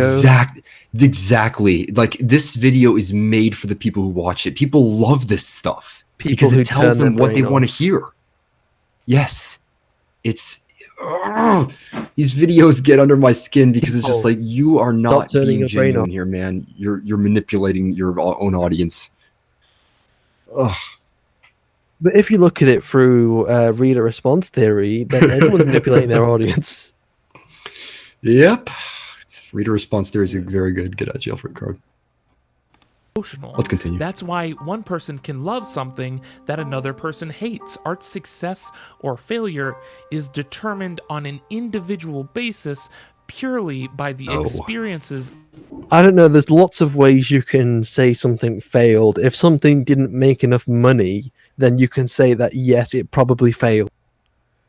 It depends in what aspect. Yeah. Like, you have to qualify these things. In what aspect does it succeed and what aspect does it fail? Because your own enjoyment doesn't necessarily mean it succeeded. Yeah, my investment banker will give me I was talking to him today about the virus that's going on in China, and now we have 2 cases in Canada. I was like, hey, should I spend some money? Should I sell? What should I do? He's like, no, give it another week. We've seen a lot of volatility. It's like, what are you talking about? Oh, because of all these cases across the world. So he doesn't care whether it's good or bad to buy or sell. He's just like, no. Other people are really really unsure about what's good in like Starbucks today. Like, what? What are you talking about? I like Starbucks. Buy me Starbucks. No, not good. So like silly things like that, because they see things in one way, which is money, which is, as an investment banker, that's a very good thing to see things as, because that's your job. But to appreciate a company or a product that company produces, like Starbucks or whatever, I don't know, brand of coffee you prefer, you should invest in the thing you like. It's that simple. Whether it's $100 a share or it's a penny stock. Buy your products, enjoy your products. Don't let other people tell you why or whatnot. That doesn't mean you only buy the one thing. That doesn't mean you only watch Star Trek or Star Wars. That means you should appreciate the genre those things are part of. So try what is another famous coffee brand you guys might like. Try it. Go out and give a second opinion. And then when you appreciate the first thing, again, the second time, maybe your opinion might change. Maybe you'll see things from a different perspective. Why is that? Maybe you learned something about the coffee industry or the coffee brewing process, or because God knows there's hundreds of flavors of coffee out there, if not thousands, and how they do it is different. So what I'm trying to say is, in order to understand quality, you must have experience of many things in quantity to then to say, aha, this one thing is better than all the rest because of its qualitative elements. I will say one thing. I don't hate The Last Jedi, as I said. I don't hate The Rise of Skywalker, but I'm sure enough probably going to end up hating this. Okay. And the biases and the values of... I don't have biases. As best as I can eliminate them when you evaluate anything. That's the whole point of being objective. So you remove your biases and your own, to the best extent possible, remove your own perspective and look at things. And it's hard to do. Without. It's hard. I would say it's possible to do, but we still try to become as objective as we can possibly be, because removing the biases can obviously make us biased towards or against something, and that's not something you want when being unbiased. It's when you watch a good film, like it's really hard to figure out what's good. It's really easy to figure out what's bad the second time around. But when something's good, that means you've eliminated all other arguments, all other observations, right? So let's say you watch The Princess Bride. You watch it the first time, wow, that was a cute, fun, exciting, charming romance with a lot of action adventure, right? You watch the second time, oh, I remember that line. That line was great. Why was it great? Oh, because he said this when this happened. You watch it the third time. If you keep having that same reaction, you got something good. You got something that's memorable that you can think about when you're not watching it or reading it, there's something about there that's timeless, that speaks to the human condition in some way. To say there's a reason that films hold up. There's a reason that there are classics. And I've said this before, like there is a correlation between people's enjoyment of films and quality. Like quality relates to how, like people enjoying films will oftentimes relate to how well made the film is. It doesn't always apply, but it does in a lot of cases. So yeah, it's a very obvious, just keep experiencing something. That's what I'm saying, is how you get a better understanding, how you become a better critic, how you become a better anything. You just keep doing the same thing over and over again until you get masterful at it and you know the nuances of what works and what doesn't. Each observer a certain point of view. Show me any objective rule for storytelling, and I can show you 100 amazing films that break that rule to perfection. Yeah. You guys want to give it a try? Yeah. Who wants to take this one? Yeah. I'll take it. Okay. Continuity is an objective rule in a film. So when you have a character who gets their head cut off in a film, and then in the next scene, literally for no reason, they're just alive, and the film never mentions it. It's like that is a flaw with the film. There's continuity. And then you read back on that film, you read into the production, you're like, oh, wow, there's actually broken editing in this film. They actually stitched two cuts together. And there's one cut where the main character had their head cut off. And then the other cut, they were just alive. That scene didn't happen. So that's broken editing, which is resulting in this massive continuity error, which destroys the film. Because there's no more stakes after that when the hero is alive in one scene and then when they were dead in the previous scene. And it's like that's an extreme example, but that is the case with a lot of different movies. Like when you are breaking the progression of the film, that is an objective rule which you cannot just break arbitrarily. There are patterns in storytelling which are neutral, but there are some that aren't. Like, for example, cheating death. That is a really big problem in comic books, in science fiction, in fantasy, where the stakes are no longer relevant because they can always come back. You can do it. It depends on the context. Like there are stories that have brought characters back when we thought that they were dead, but it's like, and I know that's what he would pull out. He would pull an example there, and I would be like, that's down to context, because it being a broken quote unquote objective rule, and it depends on what film you're referring to and how the execution is. Oh, for sure. If there's enough detail to constitute a revival machine like in Stargate, you're like, oh, great, that makes sense. We have a necessary amount of information in the narrative to explain why this person can be brought back to life. And for cases like Daniel Jackson when he ascended, they actually set up that he ascended when he came. But it became a bit of a joke that they would always kill off Daniel. Yeah, Daniel's dead again. Yeah, it's always a Stargate SG-1 joke where Daniel dies again this season. And he comes back the next season. The writers really didn't like him. Well, he didn't come back. He didn't always come back the next season, but he would often. He went off and did something for a few months, and he came back. Another show. But compare that to, let's say, Mass Effect, where Commander Shepard dies in Mass Effect 2 right at the beginning, and you're like, oh shit. And then he's brought back. And he's brought back within 2 minutes. And you're like, what was the point of all? Why did he have to die if he's just going to come back after? He burns up in the motherfucking atmosphere. He hits a planet. He lands on a planet with no support. He just rams right into it, and you're like, "Oh yeah, he's paced." He suffocates, and he goes into an atmosphere. Should burn up on re-entry, and when he's given to Cerberus, he's nothing more than meat and tube. And he comes back to life. So it's like, okay, if they can do that, they can do that again, because that was the really bad example of people. They could have just had him lost, he suffocates to death, and his body is just lost in space. It was such a thing played purely for drama, and if that's the thing you want to go for, then great. But you still have to have consistency in your technology and how you explain how he came. There was no explanation how he came back. Even in the third game, they tried to do it. They couldn't do it. They couldn't give a clear enough answer how it happened, and even the talk like his brain was preserved. How is his brain preserved when he was in an atmosphere of like nitrogen oxide and whatever, which would eat away at anything organic? It's like, oh, he was in the helmet. His body, his helmet, everything traveling at 50,000 kilometers an hour, whatever it was, from space, slamming down into the planet. He would be obliterated. He would be atomized. He'd be an explosion on the ground. They could have even had Shepard being picked up by the collectors, and the collectors stored him, and then maybe Cerberus rescued him. They could have done... Honestly, anything else would have been preferable. He could have been thrown into space, then his body could have froze. In stasis. He could have thrown himself into a stasis pod, and the stasis pod was ejected out into space. All sorts of different plot devices could have worked, but they went with literal resurrection from dust. At least as we were told, meat and tubes could be anything.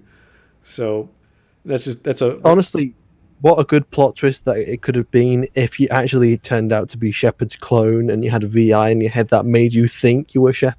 Honestly, that's something they play around with a little bit in the Citadel DLC, where they have the clone Shepard. Right. So for no reason, they just made a clone Shepard for no explanation. They could do it. It's like, why? Well, no. Is that in case they need an extra part? Yeah, but they didn't do anything with that. It's like, was that exposition on the Lazarus project? Was that just a thing? Miranda had no idea. Miranda, you're in charge of the damn thing. How could you not know? Like all this stupid crap they just threw together just to make it funny. It's like this guy. They're saying that I really do enjoy the Citadel DLC, and it's much better ending than the ending we actually got at the end of Mass Effect.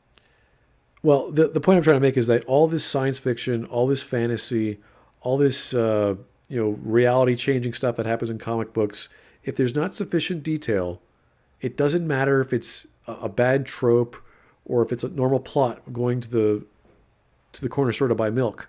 You have to explain how he got there. You can't just teleport.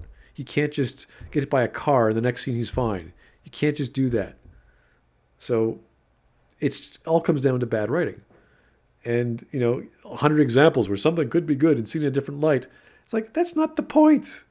Yeah, like the Third War or the Second World War was horrible, but if you look at it from a certain perspective, it made the survivors really strong, They really survived. It really helped the German economy after World War II. Yeah, you could say all this stupid shit. You're like, yeah, but it's war. So, simple answer this ridiculous. If you just change your perspective, it's like, dude. No. But 100 films do it to perfection, though. So yeah, I guess we're wrong or something. Let's go. We have 100 tangents. Good and bad are a matter of personal opinion. It's not true. Good and bad are again. You can statements. Just keep saying all this stuff as long as you say it's true. Because this entire video, man, that is not true. Let's just keep going. Good and bad are not just down to a personal opinion. This is wrong. Let's just keep going. Exactly. Even if a film is widely considered to be good or bad, that still doesn't make it objective. Room isn't objectively bad. That just makes it a popular just a popular opinion that The Room is objectively bad. This is why people cling so tightly to quote-unquote plot holes. No. Because plot holes are some of the worst things you can possibly do in a script. And while people go on about them too much, and some people say that other problems of a story are a plot hole, that plot holes are still a problem. Yeah, if they're a hole in the plot. If a character wants to get a banana and he ends up buying a Ford Lexus, when did the plot change? Why did it change? What happened to the banana? Oh god, I'm getting flashbacks to Patrick Williams' video. It's like they shouldn't be undermined. And yes, conversations about plot holes have been overblown, but it's not good. Plot holes are like pretty much never good writing. Like I said, the whole thing with The Emperor's New Groove, that's like a rare example of a plot hole like benefiting a film because it's like a self-aware comedy. But like when you have a film like The Dark Knight Rises or The Last Jedi, which is trying to be a straight like action like thriller film or something that like maintains immersion because it's an adventure film, you do not want plot holes in your movie. It's not good writing. No one should have a hole in their plot. Ooh. That is the worst thing you could possibly, or not possibly do, but it's one of the worst things you can. It's never good. It's never something that you want in your... It's going to be the result of a mistake. It's going to be something that you overlooked or you didn't think about in the process. So, like... You can avoid plot holes. You can make there are stories that have no plot holes. People say every film has plot holes. That's not true. Like, there are films that literally are airtight. So They see those as objective flaws that prove the film is bad, but that's not how films work. What the? okay, here we go. We enter the whataboutism section here. Watch This is funny because when we talk about objective observations, we specifically talk about the function of a story, the function of a genre, of a media, so a film, a book, whatever. So it's like, now he's talking our language. Now we know what it's like, okay, you're on our level. Let's see what you do. Just take deep breaths. Breathe in and out. Virtually every one of those plot holes can be applied to older Star Wars films, and that never hurt anyone's enjoyment of those. The hyperspace maneuver cannot be applied to other Star Wars films, you fucking idiot. During the whataboutism section here, again, I made my whole video on this, but like, bringing up these different things from these previous films with different contexts is not going to work. So, here, let's just go. This guy up throughout the first movie, and now we're killing him near the end of the second one without an ounce of explanation as to where he came from. Everyone uses the Emperor and says he's the same as Snoke. He's not the same as Snoke. So, CinemaSins did not. Hang on. What did he say exactly? He didn't do a good job explaining why this is bad. But hang on. Well, that's just a CinemaSins video. Enjoyment of those. It's true. Snoke. We built this guy up throughout the first movie, and now we're killing him near the end of the second one without an ounce of explanation as to where he came from. Like, they built him up and they didn't explain. The trouble with him is that he's the connective between episode 6 and 7. That's the trouble with Snoke. That's why we need to know his backstory. We didn't need to know the Emperor's backstory because the previous film was no, we got an Emperor's backstory. It's in his fucking name. He's the Emperor of the Empire. It's in the name, and there's nothing to contradict. That's all we needed to know. Yeah, it's different though when you make a sequel and you just say that that Emperor 2.0 just came out of thin air. You're like, where did he come from? How is he possible? It's like the Snoke is like an anomaly. There's no way that he could possibly exist after there's the events of Return of the Jedi. Yeah, if JJ made episode 13 first as opposed to episode 9, you'd be like, okay, there's a whole other story that JJ skipped for, I don't know, continuity reasons. He didn't want to touch what happened immediately after. You might have an argument there, but the problem is you still have episodes 4 to 6 that built up something. Honestly, he could have done that.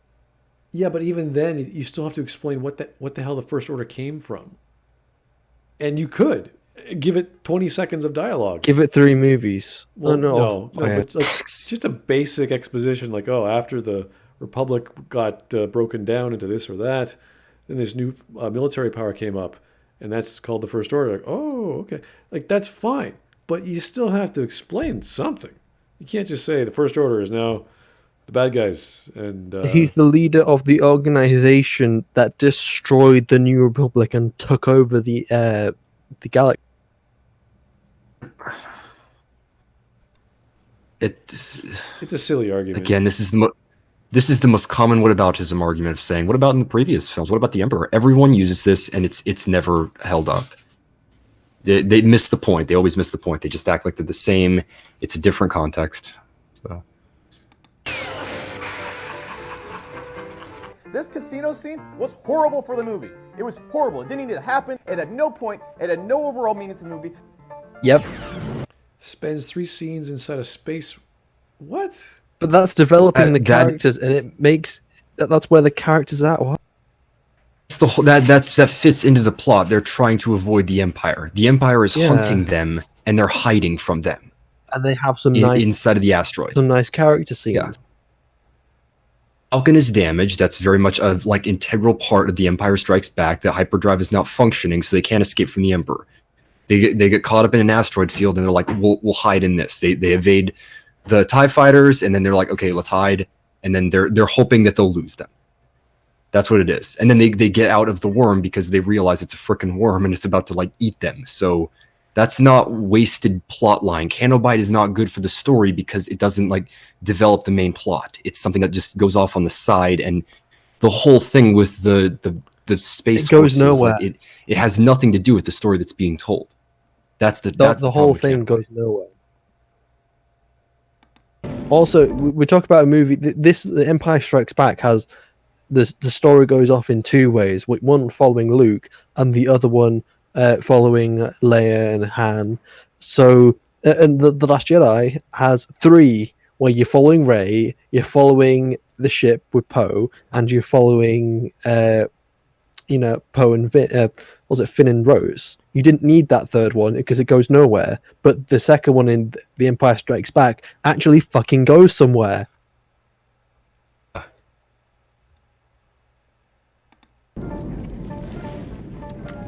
So the TIE fighters bomb the bridge, and Leia is floating out in the vacuum of space Wolf. for an extended period of time, right? By all means, she should be This is dead even hilarious. if she wasn't hit by any debris. The vacuum of space would have rendered her dead anyway. I miss Wolf. That is But not he's not in vacuum the space. that is not. First of all, this is like, these are wildly different. He did not. First of all, he did not live inside of the main films. They established that in the Clone Wars. That was not a part of canon until Disney made it canon. Well, no, the Clone Wars was always canon. It was always canon. Okay, sure. Well, what's the explanation? I haven't seen the 3D Clone Wars. What's the explanation that they give? They that he don't survived? actually give an explanation, but the idea is that he's Fueled by hate, I think, is honestly, what I heard. yeah, I could. Yeah, he's kind of inferred that he's using his pure hatred to keep himself alive, which is something that they've kind of done in Knights of the Republic 2. And honestly, it's not that much of a big deal that he's survived being cut in half. It's, while it being a bit of a leap to believe, it's, you can still survive like your torso theoretically. I buy that. What about the fall itself? Do you like? I suppose I would call it silly. I don't think it's necessarily Luke impossible. kind of survived a big fall. He'll get there. That's his next whataboutism he uses, because these are clearly the same as But surviving in also- space. Yeah, that's much different to space. Damn you, capitalism! Yep, let's go. Okay.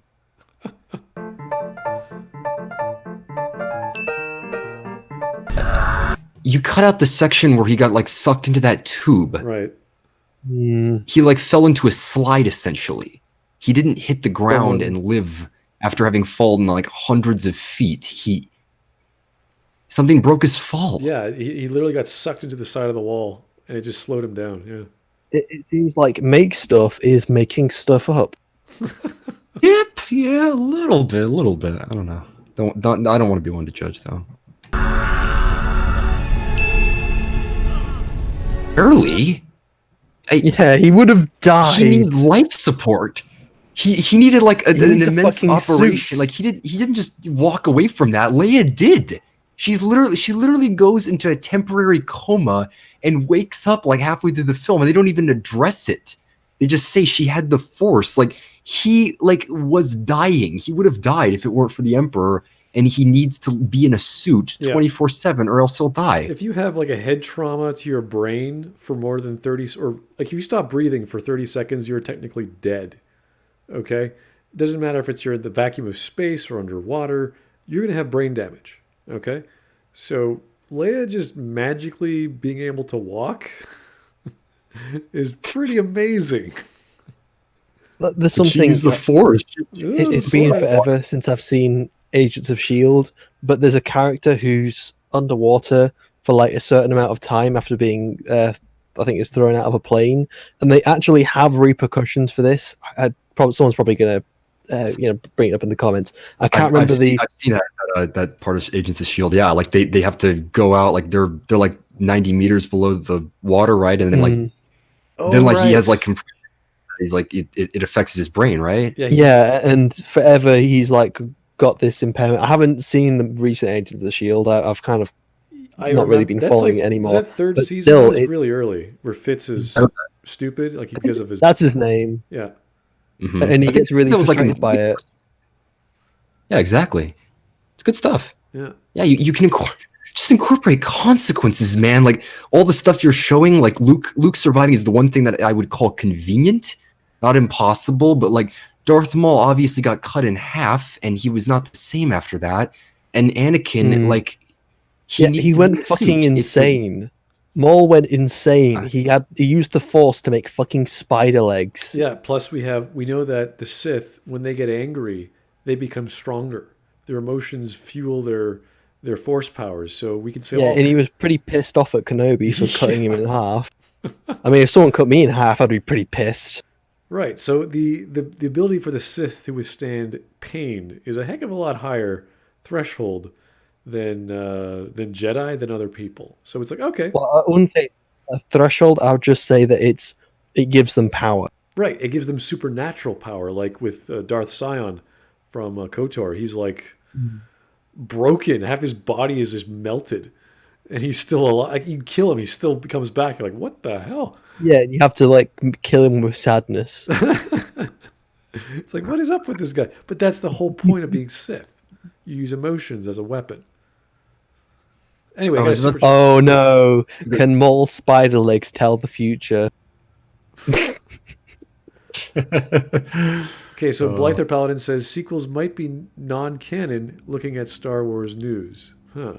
We can only hope. Who knows? And if those things you consider to be plot holes or They are plot inconsistencies holes. really do ruin the film for you, Don't ruin the film for me. I also think They ruined the film for a lot of This fucking is- people, apparently. He is undermining this. He did all of that just there. He said art is subjective. He pulled the whole what about, and he did that to diminish the flaws. Yeah, he did that. He's saying the plot hole is subjective. It's like, no. A plot hole is not my opinion. There's a literal hole in the story, and that's just not my that's not my perspective. That's an observation. Okay. Okay, if this was a hole in the road, in fact, this is actually probably a good analogy. Depending on the size of the plot hole, it can either make you bumpy or it can make you fall to your death, depending on the size. I was about to say the analogy that I always go with is a glass of water. Like a glass of water's like function is to hold water.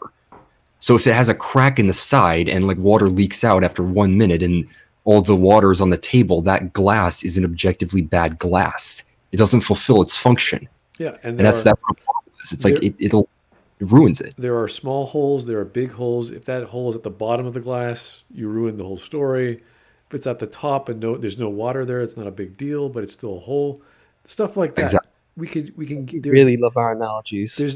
Well, we have to use them because people don't grasp what we talk about when we say plot, and we have to explain that a motivation and the goal of a character is why the person or why that character is in the story, what they're trying to do, what they have to accomplish. And if their goals shift, we have to answer that, and it's usually where we say, oh, well, that's just a plot point. They're trying to get to Z.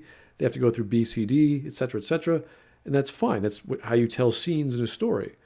But if they jump these points, or if the problem is not an intrinsic one, if it's purely physical, then it's like, well, why do we have this protagonist? What's the point of having this main character?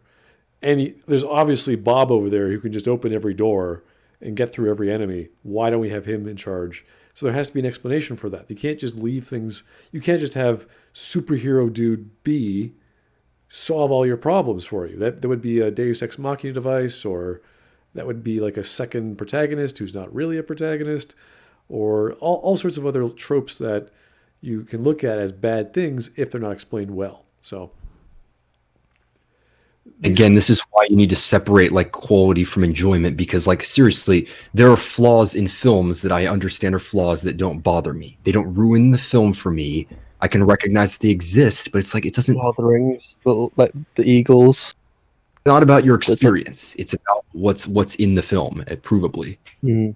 I think a lot of the people bringing up those plot holes are using them to mask the underlying and totally valid reason why they didn't enjoy the film. And that's that in either of those scenarios, it wasn't the experience they wanted from a Star Wars film. Oh, we've already fucking go over this. Please don't pause it. We've already talked about this. Just keep going. The original Star Wars is so easy to love because it has something for everyone. Why do I? No. no, I would say that it doesn't have something for everyone. I know quite a lot of people who don't enjoy Star Wars. They don't care about Star Wars, and honestly, they some of them haven't even watched the movie. I would say the character of Luke Skywalker, because of his status as, or his nature as an everyman, is easily relatable to a lot of people, and thus everyone. A lot of people can enjoy it, but it isn't for everyone. Star Wars is for everyone. Sci-fi isn't for everyone. Yeah, exactly. I like Star Wars. I mean, that's a big question. You can kind I of think skip the over these larger-than-life things. I don't. aspect of it is really what grabs. There's a lot. Honestly, I hate Like- the live action arguments. Just as someone who like visual effects stuff, it's like, okay, the CGI is not a problem with it. No problems with the CGI in the sequels. And in fact, I don't have any problems with the CGI in Revenge of the Sith either, because it's done well. And a lot of the prequels even have a lot of practical sets and effects used. So I don't think the visual effects arguments are very good arguments, especially since when something is well written, you don't usually realize all the terrible effects. Is getting Whole to feel fucking like essay a about this kid I can go on again. for hours. Feeling like I'm actually on this adventure, feeling that excitement and shock, feeling sincerely scared for the characters, and that explosion of joy when they triumph over those massive obstacles in a way that really matters. At least one. Sorry? What's that? He said, oh, I don't know if I'm a different point than you, but he says, oh, it's great to see these characters triumph over their obstacles, and I pause to say Rey doesn't have any obstacles, at least none that challenge her. Right. I was about to say, like, the obstacles like don't even matter to her. Like, she's a dump truck just like driving through like every single problem, and it's like there's nothing that she can not overcome. Like, if literally she was in the position of Luke, like everyone says this is such a heroic moment. If she was right here, like these things would be nothing compared to her, man. She can do anything, so. I love the mountains of creativity they put into building this galaxy. And wow, you like the production value. Fantastic. The creativity in Solo and the sequels are extremely low. We've already talked. Yep. Right now, I'm just like, good for you. I don't know what to say to all this stuff. I'm like, it's fine to like the very surface levels of the movies. That's completely fine. There's lots of artistry from the movie. It's like, yes, lots of people worked on it. Thank you. Production design is important. I don't disagree with that, but it's like, Great, they where are you going? want to do a job because they had money. I love the wisdom. I love being the wisdom of Yoda by popping up 30 years later to tell Luke, hey, I was about to say, that's some interesting wisdom there with the whole, like, the greatest teacher failure is that you're like, no one fails in Yoda, this maybe you should have got off your ass and told this to Luke a little sooner, or maybe you should tell him what a fucking idiot he's. You know, maybe you should do that, Yoda. Maybe you should pop up when Rey was here. That would have been nice when she was in need of help. No, Yoda? No wisdom there. Okay. being challenged by it to become better and stronger and more caring, growing with the characters. Okay, how did Yoda teach Luke to be more caring and better? What did he actually impart? Because all we saw was him arguing with Luke, and Luke goes, and the next scene he's on Crate, or teleport. He kills himself. Then he dies, yeah. Forced suicide. Is that all It's it like- takes? No, just like one wise guy. Hey, Luke, don't do that. All right. No argument, no battle, no mental strain. Just okay, Yoda. I'll go be nice now. That's not Luke. That's some other Neanderthal. We need character development. We need argument. We need conflict. Not Luke just on his ass every time Rey hits him. This is the experience I want out of a Star Wars movie. And The Last Jedi personally made me feel those things stronger than any Star Wars film since The Empire Strikes Back. But there are a million. That's completely fine. If that's what you wanted out of a Star Wars movie and The Last Jedi gave that to you, that's completely fine. Yeah. I feel like I'm going to end up That's- hating music after this. video. Music really starts to grind your gears. At least for me, man. It's like this nice It's little great piano music. Yeah, and it's being put over such bullshit. And this guy must know he's making shit up and he's being dishonest and disingenuous. He Like I must said, man, know. emotional manipulation from this video. I'm like, this almost feels by design, like how he's using his voice, how he's using the visuals. Like this is very much meant to stir emotions and make you feel a certain way. And it's like, this Honestly, is not. I'm second guessing about putting music in my videos now because I honestly don't want it to be like this. I put some music in my last video, and I thought, oh, this is nice. It's some nice soundtrack to what the conversation, and it's like, okay, is it being this? I don't want it to be like this. Or maybe I shouldn't do this. Oh. Whenever I put music in a video, I just like it if it matches the movies that I'm talking about. Like use little soundtracks so that it like kind of fits in. It can make it so like you have a little more flavor to you, but like it should never be louder than you, or like it shouldn't be masking what you're saying or trying to. Mine was like, incredibly quiet. At least on the video I did interviewing literature level, it was a bit loud at the beginning, but that's just because that was me introducing the video. Yeah, that's fine. I don't know. I don't have any problem with music. It just depends. It's the way this guy's using it. Yeah, it's dicey. When a guy makes you question your own video. That's where we're at with this video. We're like 8 minutes in. Oh. Love about the Star Wars experience. One of OT Star Wars' biggest strengths was how great of an audience surrogate Luke Skywalker. Okay, this has got nothing to do with the sequels. Yes. Talk about the sequels. Yep, we're gonna get to like there's a billion things to love about Star Wars. Yes, there's not a billion things to love about the sequel. Well, what he's gonna probably do, I don't even remember this part as much because I wasn't as focused on this, but it's like I'm guessing he's just gonna go talk about Star Wars itself and then relate that back to like what The Last Jedi apparently does really well. But I'm waiting for this functional argument he was trying to espouse at the beginning when he talked about what's the function of a film, and you're like, oh, okay, great, and it's like he just dropped the premise. Well, the likelihood you're not get anything good, and it's that everything's subjective. So that's where we're at right now. It's like, no, everything's just up in the air. It's fine. The function of art is to be subjective. It's like, okay. So why isn't anyone saying who hates the movie say the exact opposite opinion? How is that any different? If the function is to be subjective, and his opinion is just as valid. Ugh. Walker was. As Mark Hamill said, you need one character who relates to everyday life so that people can say, I could be him. Not necessarily, but you need someone to relate to in general. So yeah, the everyman is one template. You can use that template. I was about to say this is like a quote from Mark Hamill. I don't think he's saying this is necessarily a rule, but yeah, there are plenty of characters who are not relatable, who are still like interesting, or like characters who aren't everyday men. So it's like, yeah, this is fine. This applies to Luke Skywalker, I'd say, but yeah. In my conversation with Smudboy after the video I made with him, we were very much talking about, like, I kept bringing up Garrick from Deep Space Nine, a character who, at least at the beginning, is nearly completely unrelatable until you explore him deeper, and he's still loved at the beginning because he's got this air of mystery and he's strangely likable. Yeah. And there's lots of stuff about him that you can enjoy, yeah. And he's one of my favorite. The concept is not necessarily relation. Like it comes down to how relatable it is, but it really is about attraction.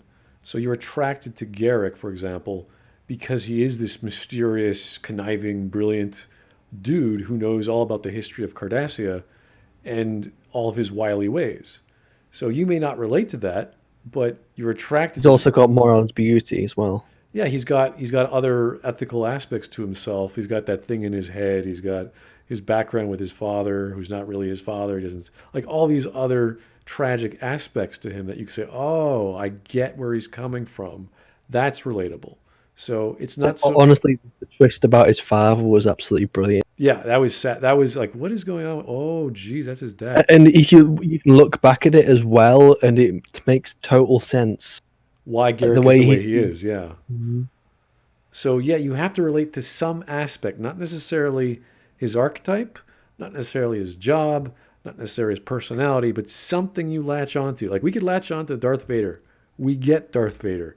We didn't need the prequels to figure that out, right? We got Darth Vader. He's the bad guy, and then holy crap, he has a son. And like, why did he just kill Luke? That's why. It's his dad. We know why, and that's all we need to know. We don't need to know how horrible a father he was, or if he cared about his son. He cares about his son right now. He's a dad, period. We don't need more. God, I really want to go and watch Deep Space Nine now. This is what this video has brought me to. Wanting to go watch Deep Space. Watch better media. Yeah, I know. Someone who doesn't scare or astound you. I think Luke is that character, and that any one of the young people watching the picture can say, I'm Luke. Now, imagine being one of those fans that saw themselves as Luke, and then Last Jedi's all, hey. It's all right that I honestly never saw myself in Luke or any character. Never had that kind of role model character. Maybe it's just me. But I've never. Well, there's characters that I really enjoy and I really love. I've never properly related to them. Yeah, I mean, because with the Everyman, it's such a simple template. You can associate yourself, but you don't have to. Like, there's even more complicated ones, like I don't know, Poirot, the most eccentric, crazy, brilliant mind in Europe or whatever, and he's so weird. Like, he's just so quirky. You're like, okay, this is. I wouldn't want to say. I could probably have a character that's almost exactly like me, and I probably still wouldn't like find it that relatable. Maybe it's just how I enjoy films and. Yeah, I'm kind of the same where I don't usually latch on to different characters. I can appreciate them or think that they're really well written, but I love them, but I just won't relate to them in the way that people generally talk about relating. Yeah, I'm not that way either. So. I think I know where he's going. I think I remember this, but it's like I don't think this applies to a lot of people. I guess we keep going. Yeah. You know that character you've literally equated yourself with since childhood? Yeah, he's a grumpy old cynic who's given up on everything he's cared about in his life that isn't oddly colored. People that doesn't make any sense. Yeah, that's the trouble. It doesn't have to do with like you can get. Luke Skywalker could have been in this position. You could have done this, but you need to develop it. That's the trouble. Is you just jump and it's jarring. You're like one of the ideas in episode 6, or not? Episode 6. Sorry, was that Luke would have become the bad guy in the end, and it's like, well, I assume they would have set that up, and it is a possibility, but it's the way they've changed him here. There is no, as I said, there's no setup. It's completely contradictory to what's been established of Luke. It's got nothing to do with the relatability towards him. It's the same argument you can make with the First Order. It's like, where'd they come from? How'd they get this way? Blah, blah, blah, blah. It's just, this is the way it is now. You're like, well, why? How? Show us. Explain to us. So whether it's a character, an organization, you can't just say because of 30 years have passed, now we have X. Doesn't work that way when you have established lore. So milks, that can feel like a total slap in the face. In fact, Star Wars has almost always been escapist, while this film actively confronts and challenges you. What? No, it doesn't. It doesn't confront and challenge fuck all. To say that Star Wars has always been escapist is like saying, well, sure, what form of all fiction? media is almost escapist. It's like almost anyone. Yeah, it's either games, a power Mass Effect, fantasy. Star Trek, everything.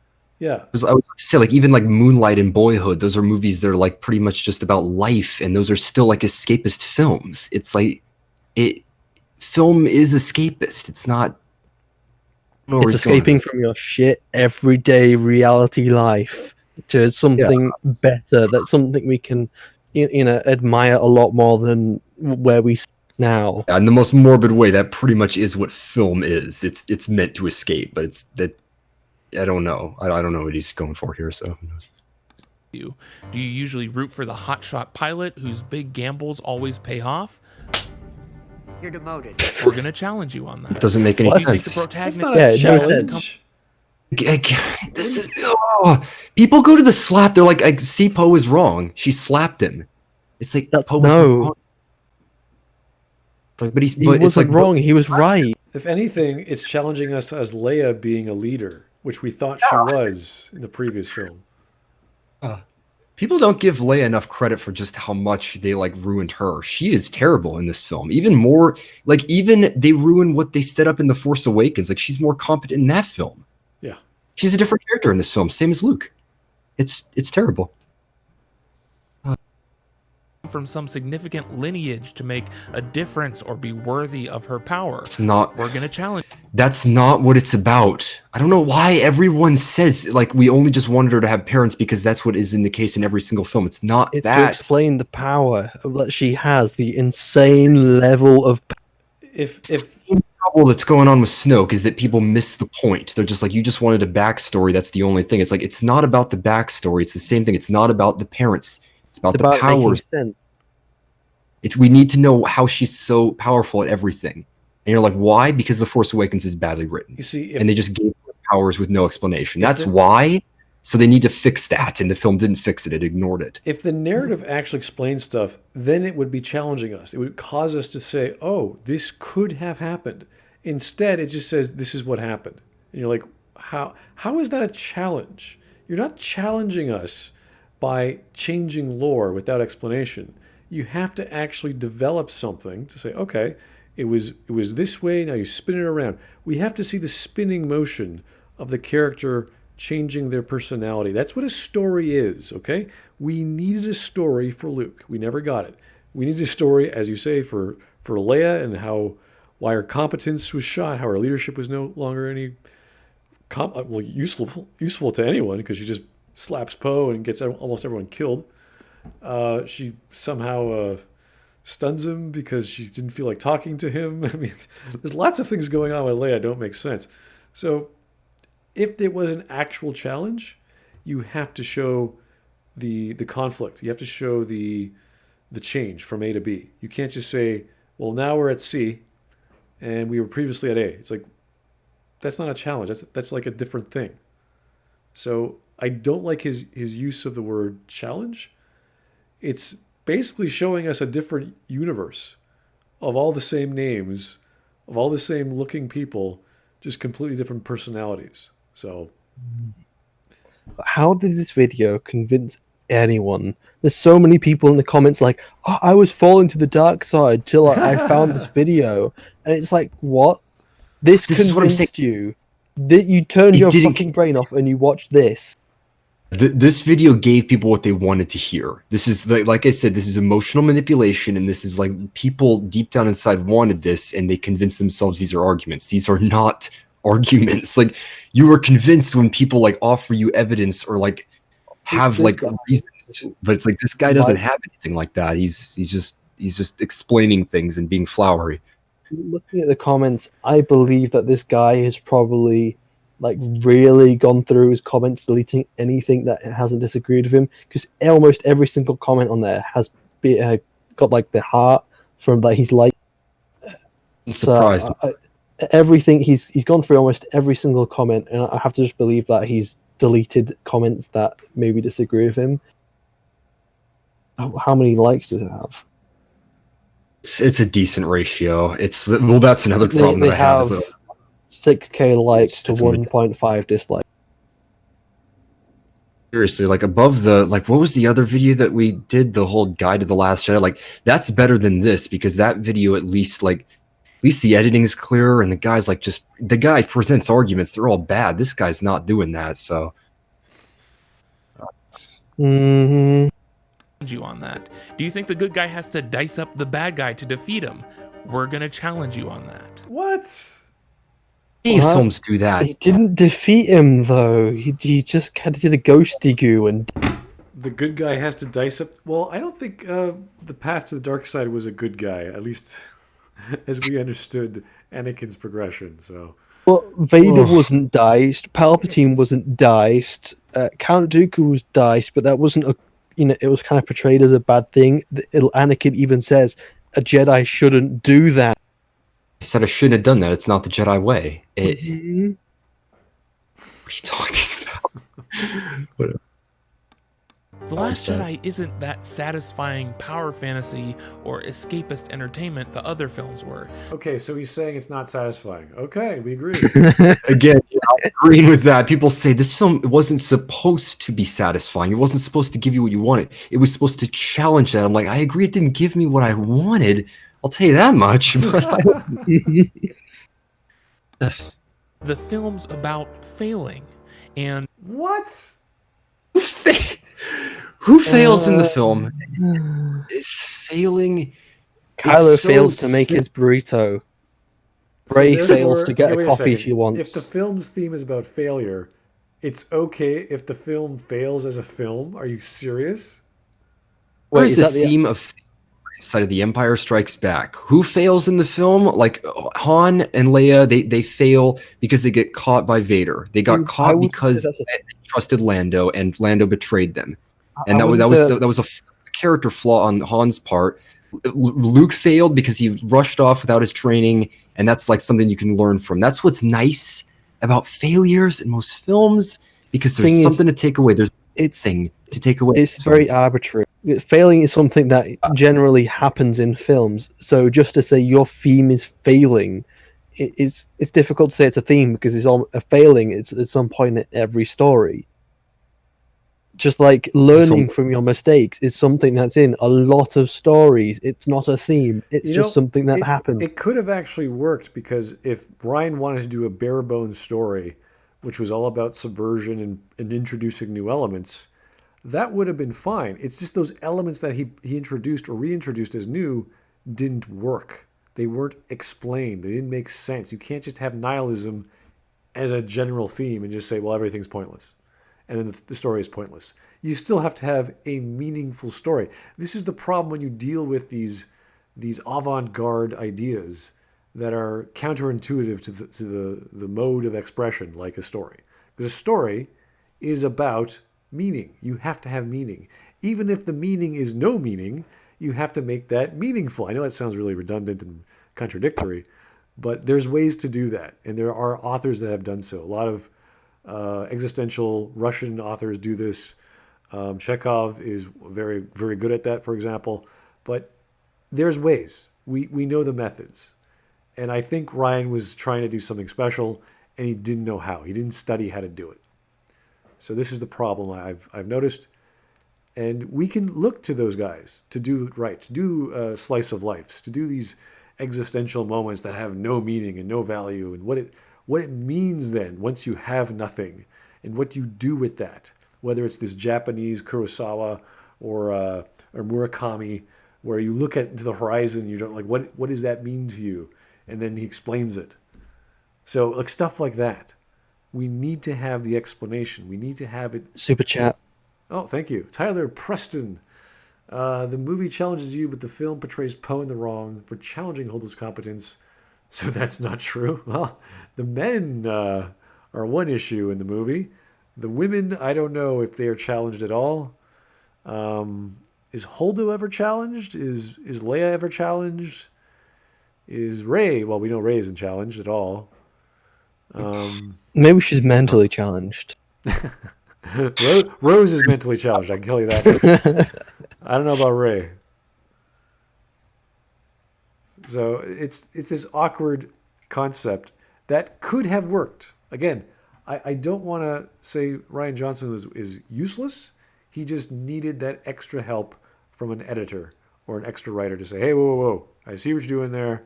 Let's do some research, see how to do it right. But he didn't. It's time to stop. Yeah. And moving past that failure, I love it for that. Other people hate it for that. And when did Luke move past his failure? He died. When he was talking to Yoda, I guess. I don't know. He didn't really have a character change. He just sort of he just sat there with Yoda, and Yoda's like, "Oh, everyone fails. Okay." Like, oh, really?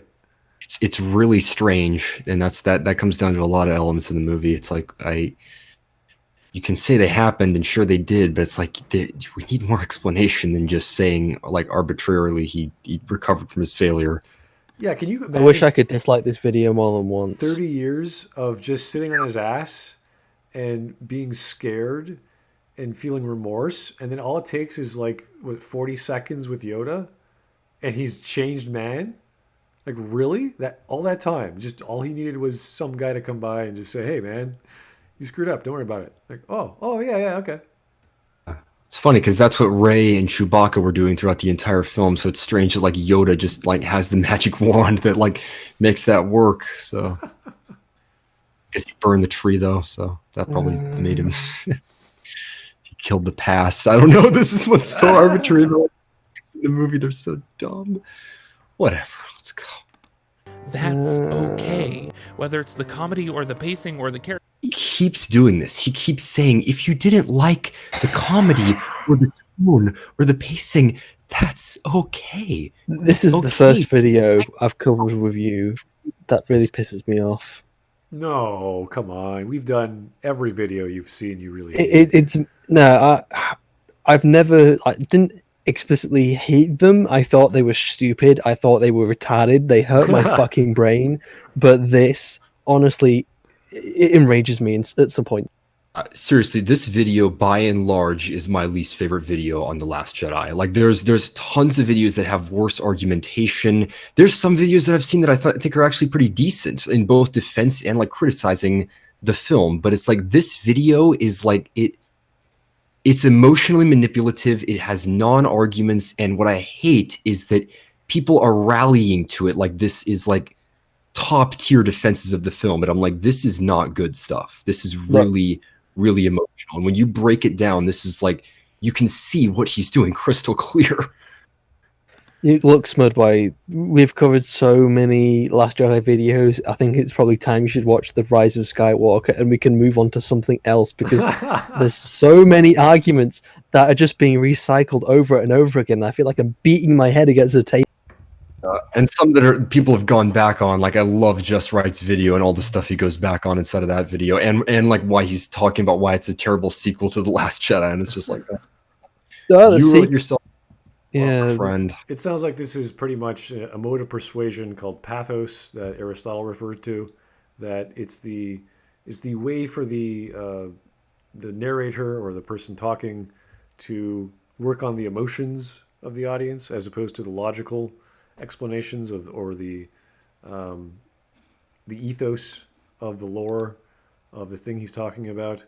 So this is a classic example of that, and it's just kind of blatant with, again, no real arguments, no real thing. Just, if you liked or didn't like that, that's okay. Like, that's fine. It's like, well, no, that's not okay. That's what makes it a bad film, sir. That's what we're arguing. So Character portrayals, was terrible. There's 1,000 valid reasons to love or hate any movie, including this one. No preferred Star Wars experience. What was he going about the comedy and all that shit? I think I'm kind of missed. It's okay if you like or dislike anything. It's okay. You don't have to like everything. It's okay if you don't like the core aspects of the fucking film. Like character development. Who needs to care about characters? Comedy that like undermines tension and like dramatic moments. Like that's a problem. That's not something that's just personal preference. Like you can measure that mechanically. If it's something gives you emotional whiplash because you've got a serious moment and all of a sudden you have your mama joke, that is emotional whiplash. I made a whole video about this on Halloween 2018. It's just like you can't just have horror and comedy in the same scene. Like literally have a scene where like a babysitter gets like slit by a knife and then a kid is like swearing and running out of the room comedically. It's like it's jarring. It's destructive to the tension and the tone. And you can measure why. It's because they place them on top of each other. Sorry, you keep cutting out for me, so it doesn't. I think you've finished talking and then I start talking. And a little bit on my So, everything wants to be a Marvel movie. Everything wants to have like this light and comedic tone, even when it isn't supposed to be there. I think Marvel does it better too. I'm like, I think Marvel tones are oftentimes more consistent. It's. I would point to Endgame to like some of the jokes they make about Fat Four in moments that are supposed to be like have tense. That doesn't work very well. There, like I said, there's different ones that don't do so well. But I'm like, I mean, Captain America: Civil War is a good example. Like, that you have the airport battle. That's all like comedic. They're making tons of jokes, but it works because they're like, this is not. This is like no one's trying to kill each other. They're essentially trying to arrest each other. So it's like it's almost meant to be this way. But then when you have Rhodey crash, like all the jokes just stop. You're like, this is not. Yeah, this isn't fun anymore. This is like it's serious. Yeah, Iron Man you even switch back and just. I try to remember who does like Iron Man just knock off his feet? Is it like he knocks Sam off his feet. They were both trying to swoop down, and he just says, "I'm sorry," and then he just blasts him away. It's like, yeah, that worked because his best friend's just been like shot with a freaking laser beam. Experience is more or less valid than any other preferred Star Wars experience. What? I have no idea what that garbly no preferred Star Wars experience is more or less valid than any other preferred Star Wars experience. I don't. He's saying there was an experience that I like out of a Star Wars movie. I got that out of The Last Jedi. It's no more or less valid. This is the whole thing with the everything is subjective, whatever argument is. He's just saying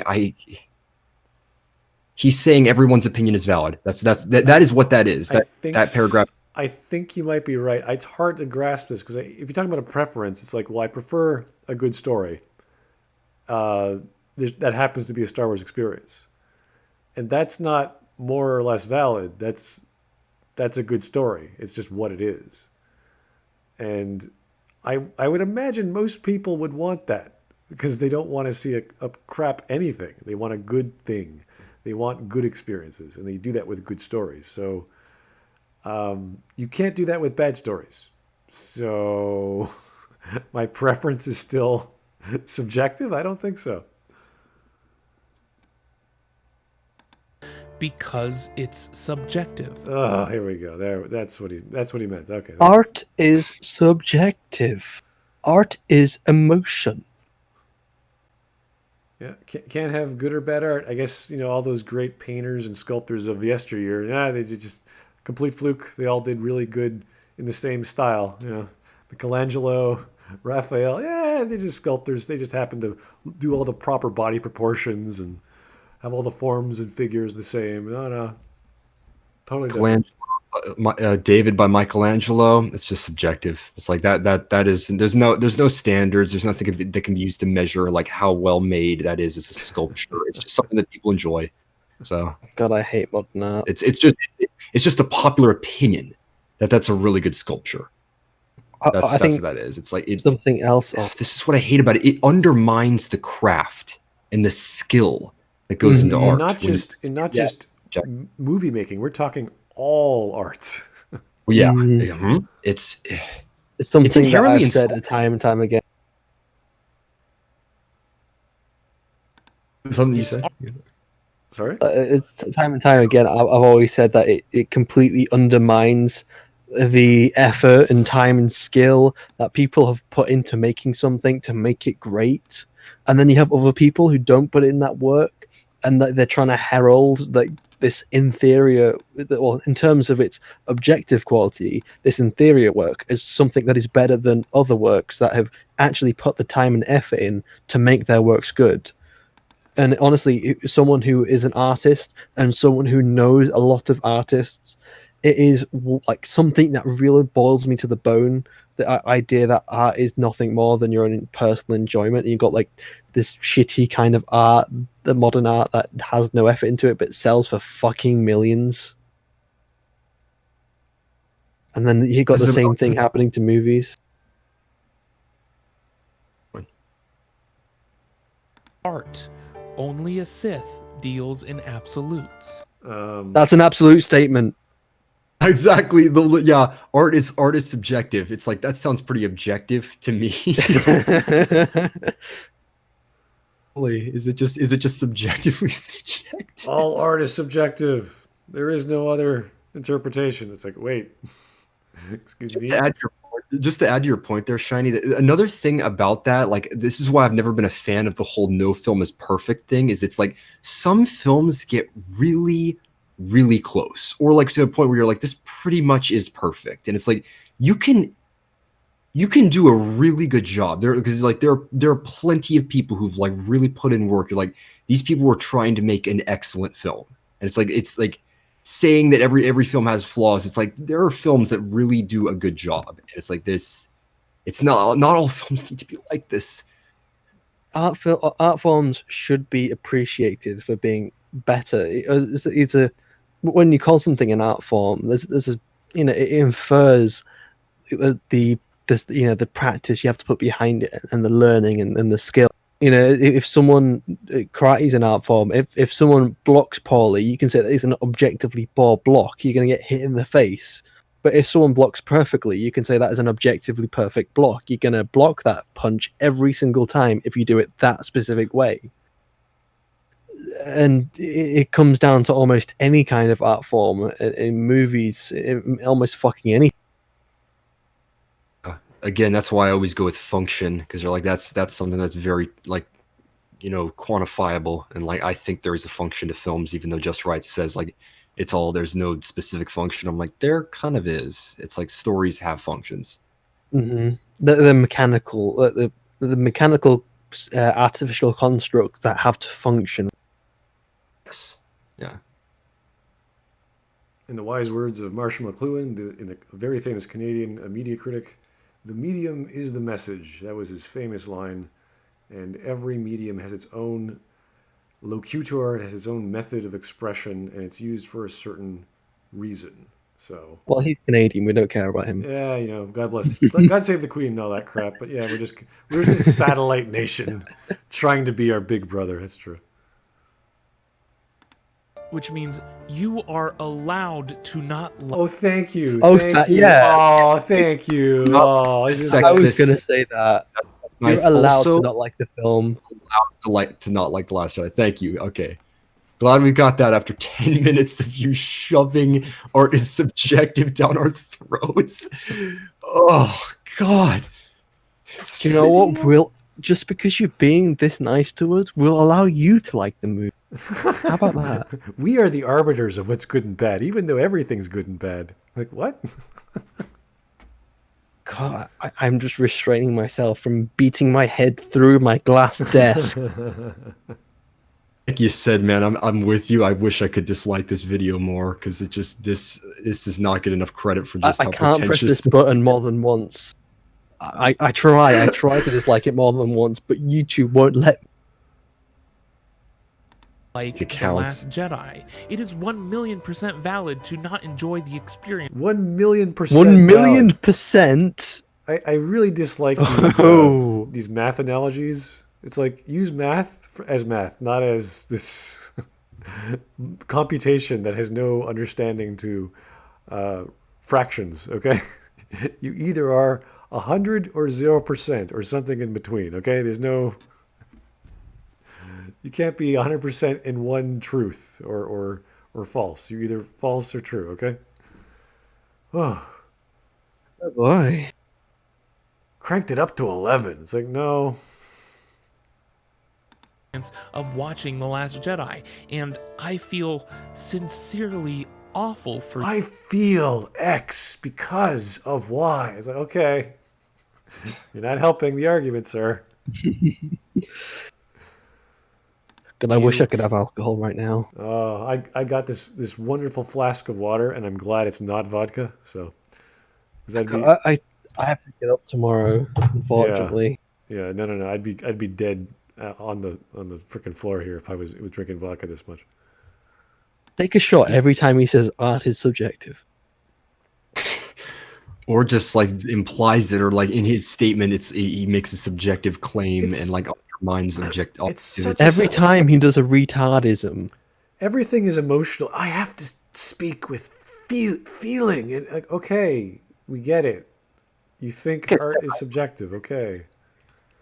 I really do think it's by like the language that he uses and his voice. I'm like, I think that this was designed to be this way, to like make it so that people felt certain ways. And it's like, sure, like all video essays to a degree are that, but it's like this guy has no argumentation. He's just being nebulous and like using flowery language.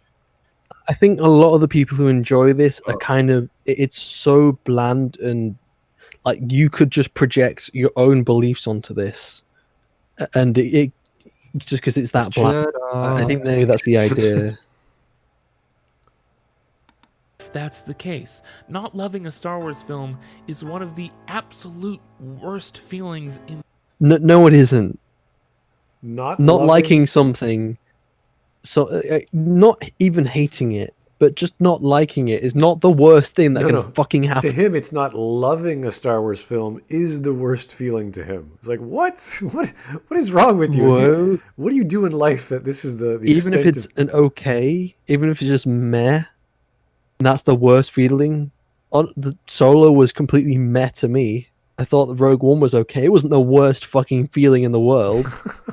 It's Star Wars, therefore you have to love it.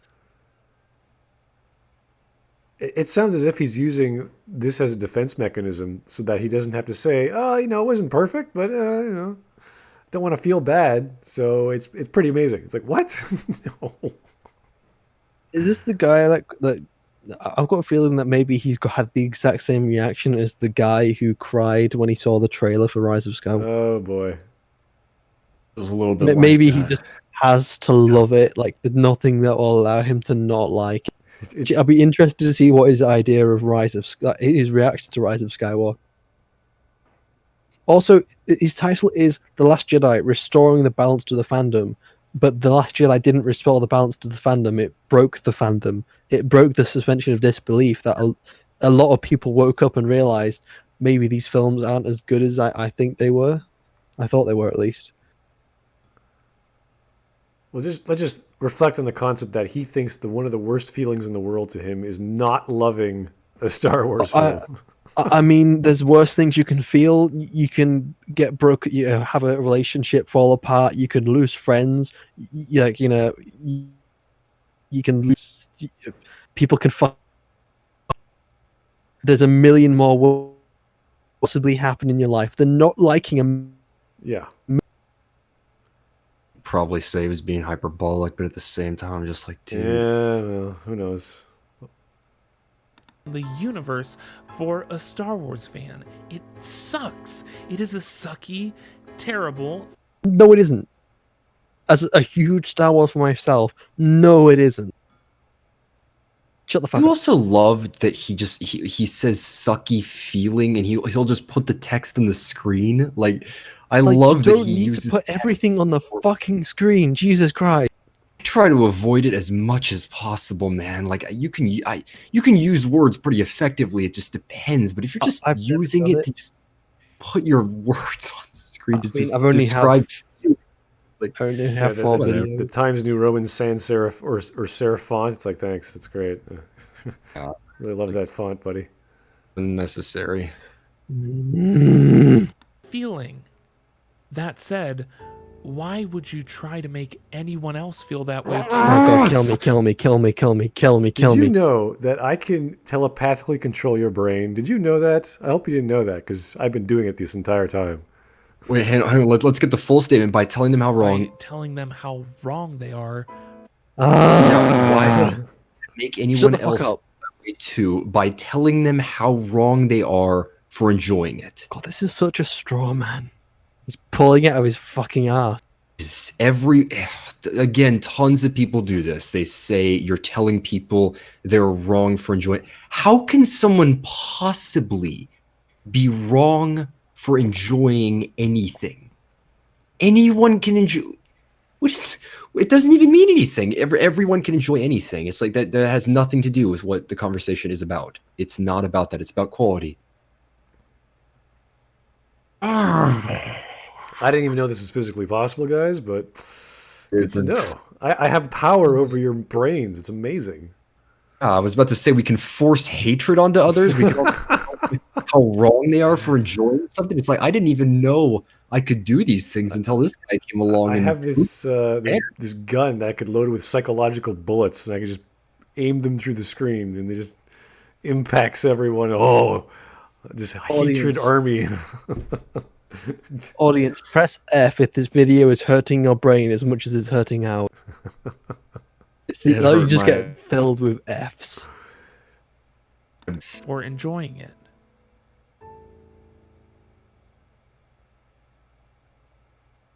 Or moving on to a different part. That was it? He just what? Not even gonna follow that up. That's a bold. It's like when I watch Mahler's videos, I feel sad. Why? It's like, what? Are you okay? What's wrong with you? Dude, do you need help?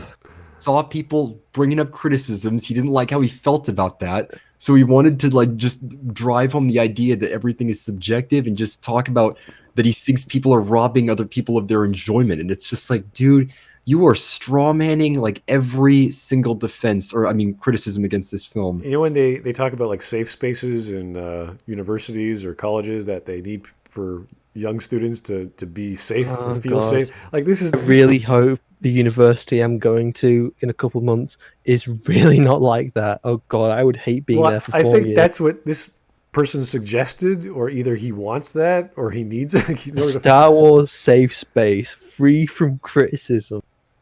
No one can criticize your precious films. Oh, little Kylo Ren plushie, you know, things to hold on to. Oh God, I wish I was drunk.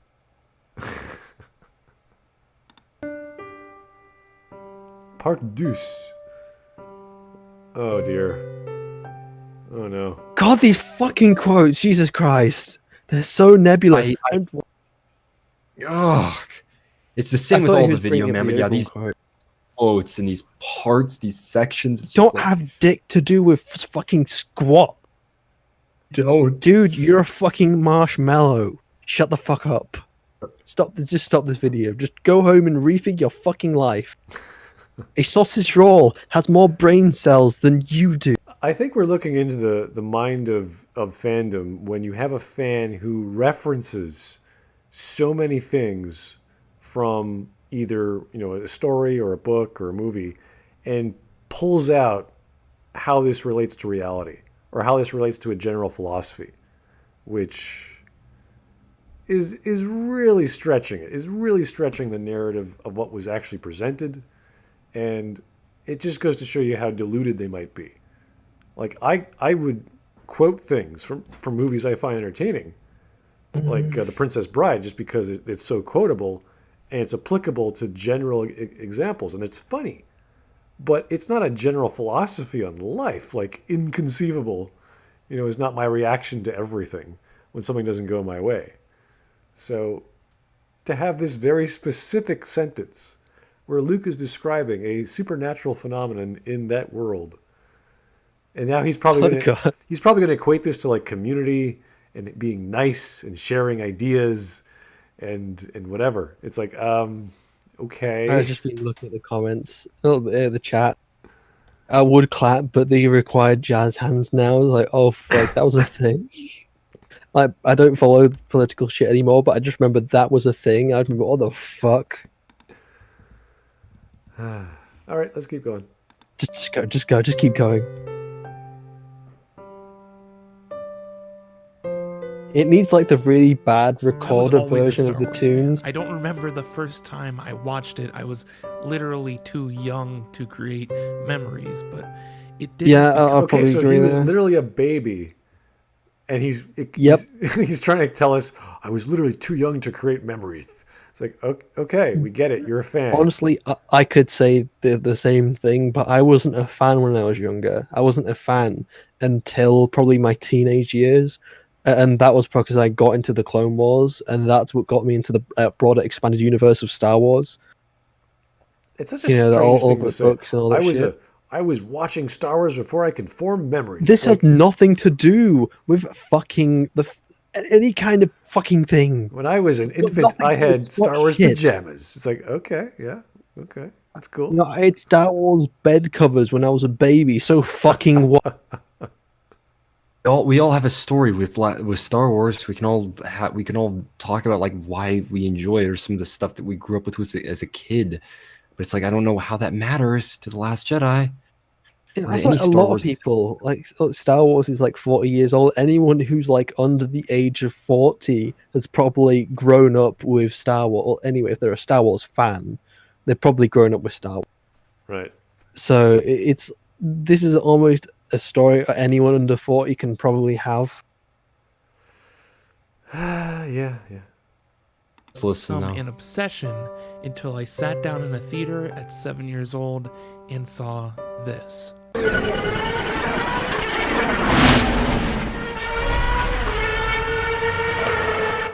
That is when I knew I was a Jedi. Since that moment, my life has been Star Wars. For you. That has nothing to do with being a Jedi, but that's fine. That's fine. Oh god. Star This Wars is your birthday mind parties with on Pin the Tongue on Jar retarded Jar. Star Wars Here's idiot. me. Here. Okay, great. Personal stories. Okay, here we go. I love anecdotes. Here's a completely unrelated thing. Let's talk about restoring balance to the fandom. Like, meanwhile, back at the ranch, here's my story about like when I meet with backpacks and birthday parties about Star Wars. It's like The only people who ever bring these photos out are like you know when your parents bring out the embarrassing childhood photos when you've got like your girlfriend around or at least like someone who's like very special to you. Like they bring out the photos. Like no one ever wants to bring out the photos of when they were young. No one. This guy wants to bring out the photos though. Why the fuck not? All right, let's just see where he's Just going with don't this. pause. Don't pause. Just keep going. Get Star out. Wars backpacks, t-shirts, cups, notebooks, lightsabers, every last one of those f***ing pop cans. Oh my god, all the Lego sets. I had a $300 Sandcrawler set. That's not even... about Star So Wars did I. Legos. So fucking what? I bought them all the time. They were my favorite Lego sets to buy. Mhm. What is your point? cool. It's just a Sandcrawler. And I bought it. I had a Star Destroyer. Oh. I even spent $100 on an out-of-print paperback book about the making of Empire Strikes Good Back. to know you're this What I'm blind. saying is, Good to know that they have this much of your money. the biggest influence Star Wars had on my life came from those making of documentaries on the prequel DVDs. They showed me that filmmaking was a thing people did. They made me realize that I could create Just something squatting on the that affects ground, other are you people as shit? much as Star Wars has affected me. This channel would not exist without those documentaries. They're what made me want to make stuff. But still, What my does he even favorite fucking make thing of an about retarded Star video? Wars, other than Star Wars, We already went was over this. the fandom. I have had countless incredible interactions with the fan film community, the con-goers, the cosplayers, the R2-D2 builders. Do you know what's so fucking nice? So fucking what? I've met so many amazing members of the 501st Legion, a group of stormtrooper cosplayers that have raised hundreds of thousands That's of awesome. dollars. I've seen them to too. Nothing to do events. with The it. Yeah, fandom was everyone's always probably this seen it. force for good. Being extremely antisocial growing up, Star Wars was my way of making immediate friends, whether it was at school or conventions or comic. This has got nothing to do with anything. And this is a story that a billion people can have. It's not special. I'm Super sorry. Like, chat. this is cool that this is your story, but it's like everyone has this. I have a story. ton You of have a this story. Smudboy has a story. Maul has a story. Rags has a story. Southpaw has a story. Literally Here's Devil what- has a story. Random person in the chat, you have a you story. need objectivity so that there's a common ground. Otherwise, everyone's just doing this and talking about like the experience that they get out of a Star Wars film, and it's just like I don't care about the experience. Everyone has their own experience, and that's Yeah. fine. This is Like I said, it's fine with what that he said. He got the experience out of it. It's like good for you, man. But you know how that's you're referring We don't to need this guy's fucking life story. You know how he's referring to emotional manipulation as the pathos? Well, this is the other aspect. This is the ethos. This is where it's the argument from authority. So he's actually saying, "Well, look, I'm this big a Star Wars fan. I lived and breathed it. I came out of the womb with X, Y, and Z. You know, this is the man on the pillar, on the top of the mountain, telling you what's good and what's bad. Right? He's the moral authority. He is the the Star Wars epic. He's the man on top. Honestly, I'm going to say that his story isn't that far from mine. Like, honestly, I got the Lego sets. I grew up with Star Wars because that's what my dad was into, my grandparents were into, my uncles were into. Now my cousins are into it that are younger than me. And honestly, I had all the Legos when I was growing up. I have the fucking books behind me. I have the Black Series things. I've seen almost anything Star Wars I can possibly get my hands on. But it doesn't mean squat shit. It's got nothing to do with the quality of things, and it just shows that your bias is absolutely fucking huge. Great man, you're showing is the size of your bias. Shame your dick isn't that size. Yeah. Well, here we have a super chat by Mad Courier 6 who actually sums this up rather well. I came out of the womb with a limited edition Star Wars action figure, so listen to only my opinion, please. Yeah, that's pretty much it. Shops. I have an 8080 on my desk. Oh my. I'm playing with it right now just because it's more entertaining. While we might have disagreed on the prequels or Ewoks, we could always agree on one thing. Star Wars Empire Strikes Back is easily one of my favorite movies. Again, we should just skip these. He does this like 5 times, and it's like, I don't care about these sound clips from your YouTuber been an issue within the fandom, and I'm sure No, it hasn't. Female fans and Go back. But yeah. Yeah, I love The Empire Strikes Back. It is a classic. we could always agree Empire's amazing. My opinion of The Empire Strikes Back is that it is the best of all the Star Wars films. I haven't really a lot. Back is easily one of my favorite movies. You've gone too far, I think. Phenomenal. Yeah. It's just like a beautiful. I haven't really wanted to. A Star Wars movie, but we could always. Director Irvin Kershner was an. Yeah, that's it here. Just leave it. No, you've gone too fast. And okay, hang on. He was just saying that that Empire Strikes Back was good. It's that was the best. What? Okay, sure. Yeah, and now he's going to talk about diversity for no reason. Whatever. Classic. We could actual God amongst humans. Now, I definitely want to point out. Okay, leave it here. We'll keep watching it from there. I think this is probably close to the end of the comment.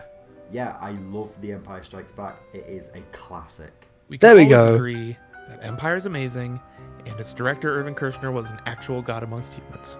Now, I definitely want to point out that diversity and acceptance has always been an issue within the fandom. No, what hasn't? Like, I love. Point to me to someone who has a problem with Lando, who has a problem with Leia. Oh look, next to no one. And again, I love the structure of this video. By the way, he's like, with all my friends, we could always agree that Empire Strikes Back was amazing. Now, on to diversity being a problem in the Star Wars fandom. Just have some points, man, please. Diversity has never been a problem, ever. Well, there probably are people who had a problem with people who are actually fucking racist and sexist. But I'll point out to my granddad on my dad's side who is legitimately racist and sexist. But and obviously he loves Star Wars. But that is such a minority of Star Wars fans that it's not a substantial problem. Honestly, the amount of people I've actually met who are Star Wars fans, none of them have a problem with Finn because he's black. None of them have a problem with Rey because she's a woman. None of them have a problem with Lando or Leia or Ahsoka or any of these characters that I can't think of off the top of my head that are female or Asian or some kind of minority. A lot of the problems tend to be either the politics or the storytelling or the writing or poor character writing and development and almost any other problem these films seem to have.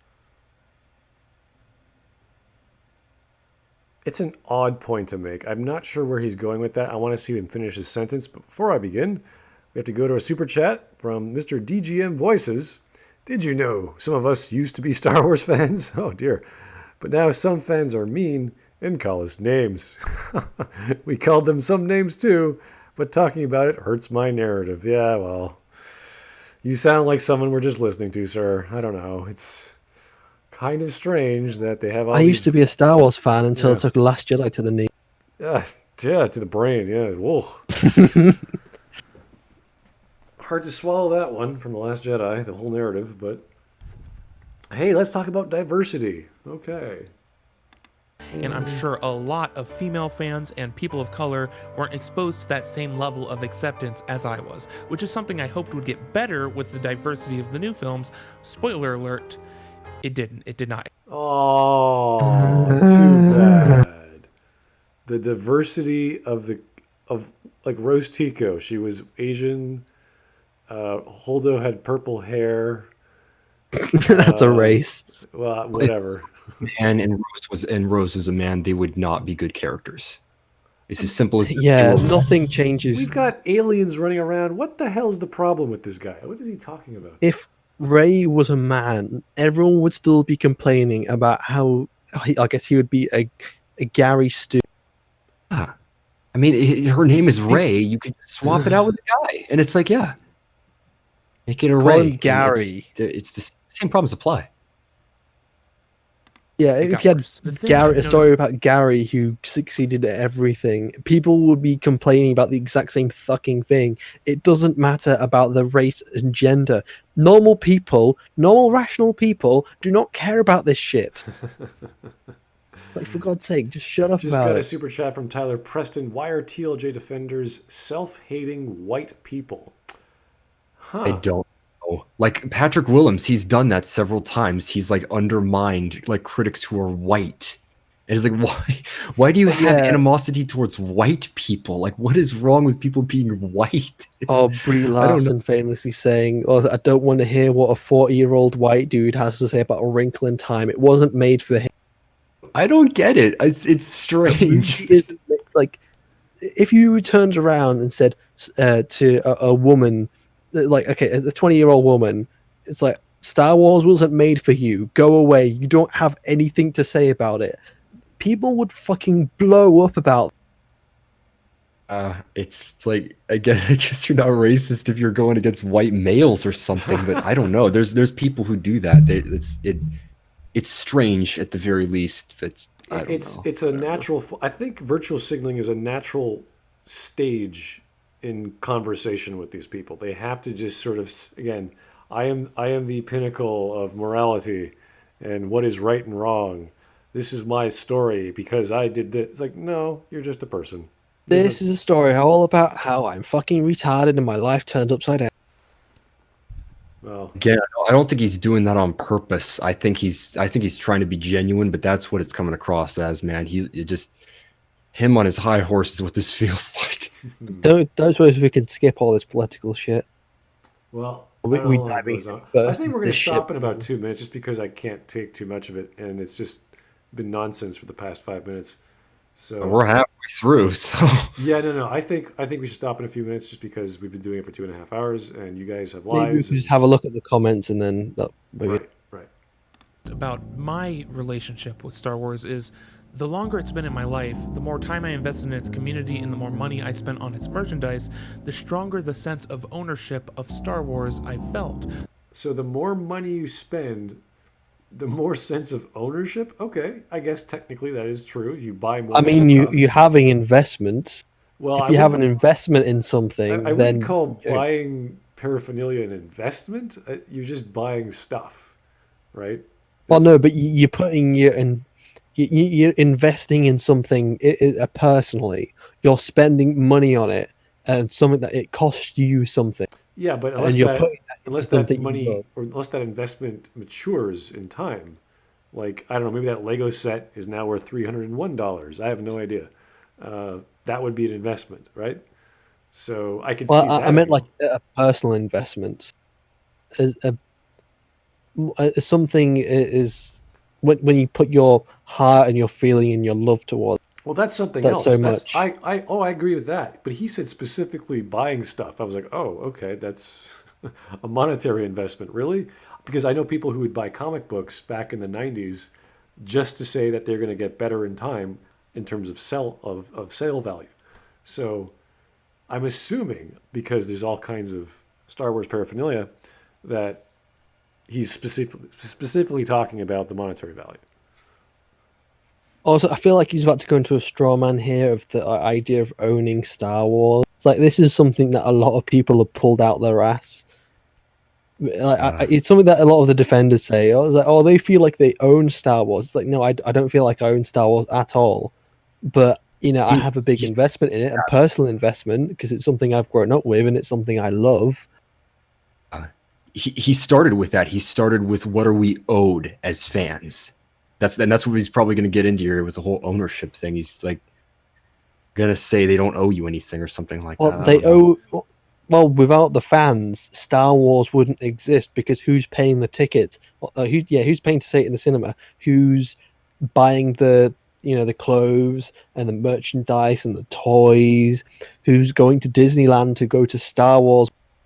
Oh, it's the fans. Maybe we should pay respect to those fans who are pretty much giving us the money in order for our thing to work. Or you could alternatively turn around, do a Rian Johnson, say "fuck you, fans," and peace out, and ruin a Star Wars franchise. Yes, but it was challenging your personal narrative of what it meant to be a Star Wars fan. Like, okay, thank you. The stronger the sense of entitlement. Let's talk about that. Let's talk about that. Okay. Why did he go so quiet? Music's changing because it's like dark. Dun dun dun dun dun dun dun dun dun dun. Anger, fear, and aggression. The dark side of the Force. They are easily flow and quick to join in a fight. If you start down the dark path, forever it will be your destiny and consume you at will. Honestly, could someone in the comments tell us where this quote is actually from? Be in the Clone Wars? I don't remember that in the mainline films. I don't remember it in the Clone Wars. I mean, there is a lot of the Clone Wars, but still, I don't remember something like this. Anger, fear. I remember that anger leads to hate, hate leads to suffering. But that was suffering leads to more Star Wars films, unfortunately. Yeah. It might have been episode 5 or 6. Can someone in the comments? Tell us? It comes from I used to be Empire a very Strikes big Back. fan of game theory, but as their videos started to become less about interesting Of theories course and you more are. about their merch store, it started going in this direction that I really wasn't on board for, and I was angry. So I disliked their video, and I started typing up my angry comment. And that's when I realized they owe me nothing. If anything, I owe them for the out. They owe you nothing. They owe you good videos. That's why they're a channel. They owe you views. They owe you a subscriber. They owe you the money that they've made from watching these advertisements. They don't owe you personally, but they owe the fans, the people who make their channel, the people who make them. They owe them a hell of a lot.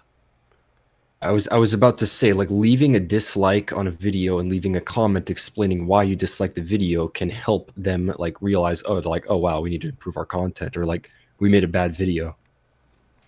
Yeah, honestly, that's fine. Game theorists. I've seen a couple of their videos and I just didn't like a lot of them are not very.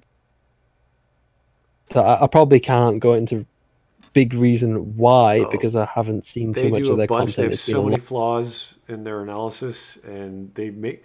I swear the guy never played Mass Effect 3 when he was doing his criticism of it. He got names wrong.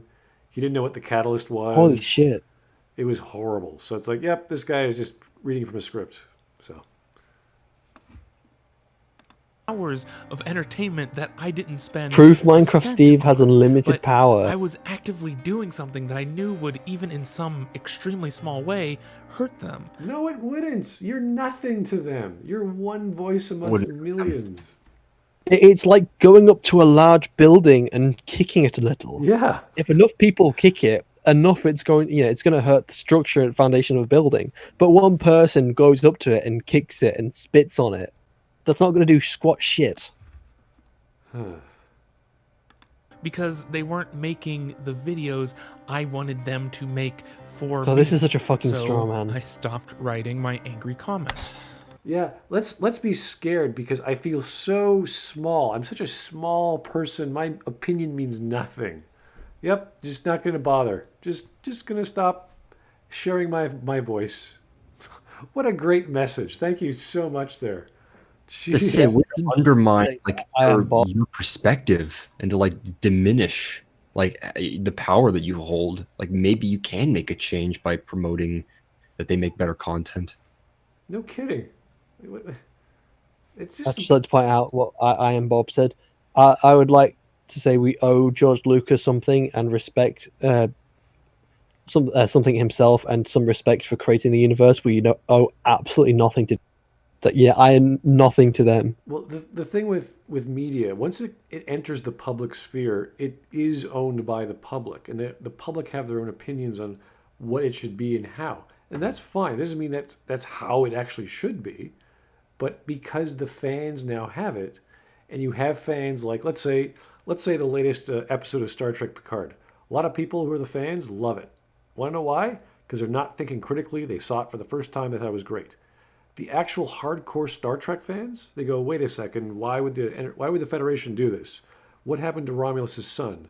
Etc. Etc. Etc. There's all these flaws in the lore. Why is the Federation not the Federation anymore? Why have they taken a drastic turn? There's all these little questions that pop up, and those are good questions, and we don't know because this is a pilot. Pilots are allowed to be crazy and weird and get people. Why are they excited. using ships from Star Trek Discovery when they can make entirely new assets? All sorts of good questions, exactly. So these are things that the public, who knows the lore, who actually has better knowledge, I could bet you millions and millions of fans have better understanding of a subject material than the showrunners or a room of writers. Especially one which is not a fan of Star Trek. And he's made it very clear they're not fans of Star Trek. They don't want to make Star Trek. Yeah. So, fans have a very good insight into what your thing is because out of the millions of monkeys out there who share opinions, there's gonna be patterns, and then one of these monkeys is gonna look at all these patterns and say, oh, well, this is what all these people want, this is what they don't want, etc., etc., etc. So we get this general feeling, this gestalt, if you will, of what's good and what's bad and how and why. It's not just some magical thing that happens. This is people sharing opinions. This is where we get aggregates on Metacritic or any movie review site. So this is how this works. And all it takes is one good producer to say, hey, what do the fans want? Let's go find out. And they look at all the arguments. They say, is this valid? Is this a valid hardcore opinion? Are we making a hardcore experience again? Are we doing something different? Do we want to do something political? Do we want to do this? Like, what's the point of the media? Etc. Etc. Etc. That's all it takes. And then you just give the fans what they want. You give the people who buy your tickets, the people who buy your products, what they want. That's how it goes. It should go that way. If you want to actually make money and produce good content. And I say good content, not quality content, like the Game Theorist stuff. I don't like their channel, but they produce quality content for their fans. And their fans could be whatever denomination. I have no idea because I'm not within that realm of content. I don't know what it means to be a fan. But the stuff I saw wasn't for me. So I was, all right, I don't like this delivery. I don't like the language, the video. I don't like the fast cuts, etc., etc. I definitely prefer making my own theories up rather than following someone else. Yeah, their theories That was when I was first playing Mass Effect 1. There was so many theories that came up in my head. It was absolutely fantastic. So using someone else's theories just doesn't have the same experience. Exactly. So when you look at other fan productions, I would say the Clone Wars is a fan production, the same way The Last Jedi is a fan. Well, it's still got quite. George Lucas had still quite a lot to do with the Clone Wars. For sure. But you can see where the people are listening and where they're not. Mm-hmm. And you can see that in the Clone Wars. You can't see that in The Last Jedi. So this is where we talk about when it exists in the public sphere. All you do is you go to the number, not the popular vote, but the number of reasons why that are aggregate. And that's why we have analysis. I just thought of another example about expectations.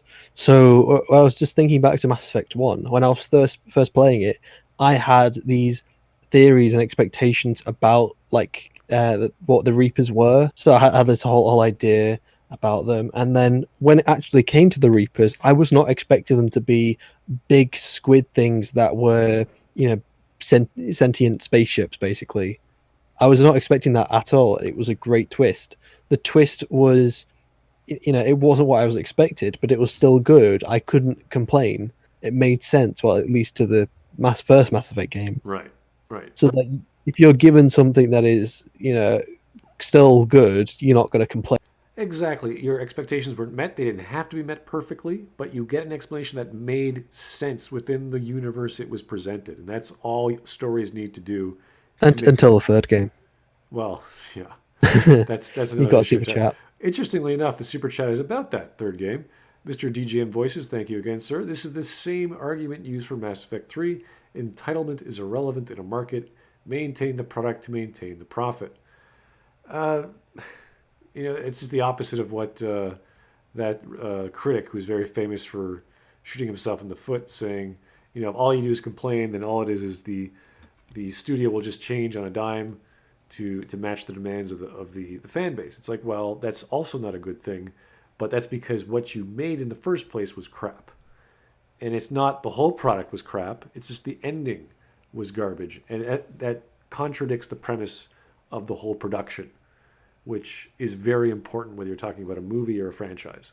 So in the case of The Last Jedi, if Rian Johnson really wanted to subvert expectations, great. That doesn't mean that is the only tool in your box. That doesn't mean that's all you do and you leave us with nothing. That means that is one tool in your box and you use it sparingly and you do it the right way and only the right way, because it's a very dangerous tool. Okay? So let's get back. I think, do you guys want to stop right now? I think we've had enough of this guy. Are you guys okay? We're halfway through. I'm fine stopping if you want to stop. I think we should take a break because I don't know, 16 minutes. All right, should we look at some of the comments? Do you want to look at some of the comments? Go right ahead. Some fun ones, I'll tell you that much. I was on a 3-hour rage-inducing streak of videos from hating on this movie. Then I found this. Thank you for making me realize I was falling to the dark side without even noticing. You've gained a new Padawan. I came here to make my case for disliking this movie. Not hate, dislike, but damn, this got heartbreaking really fast. Holy crap. You have people have got insane about this video is very good. Nice use of music too. What I love in each movie, A New Hope. This is answering the question at the top, where my favorite S moments in Star Wars is responding to that. Oh man, as someone who liked The Last Jedi and received oh, here we go. Oh man, as someone who liked The Last Jedi and received a ton of hate for that in discourses online, this video made me feel a heavy weight. He's misspelled weight was taken off my chest. Thank you for making me proud of being a Star Wars fan again. This video really meant a lot to me. 172, and again, he's hearted all of these comments. Oh man, it's like, yeah, this feels like a heavy height taken off my. Height, yeah. Height. And it's edited. That's hilarious. That's an edited. You didn't even correct it. I don't agree with your opinion on the movie, but I definitely appreciate what you've said and about how we should interact. Being a decent human being is something that the internet has definitely taken away from us, and it's really sad to see. This is definitely the kind of thing the internet could use more. Yes, the internet needs more retarded things. That's apparently true.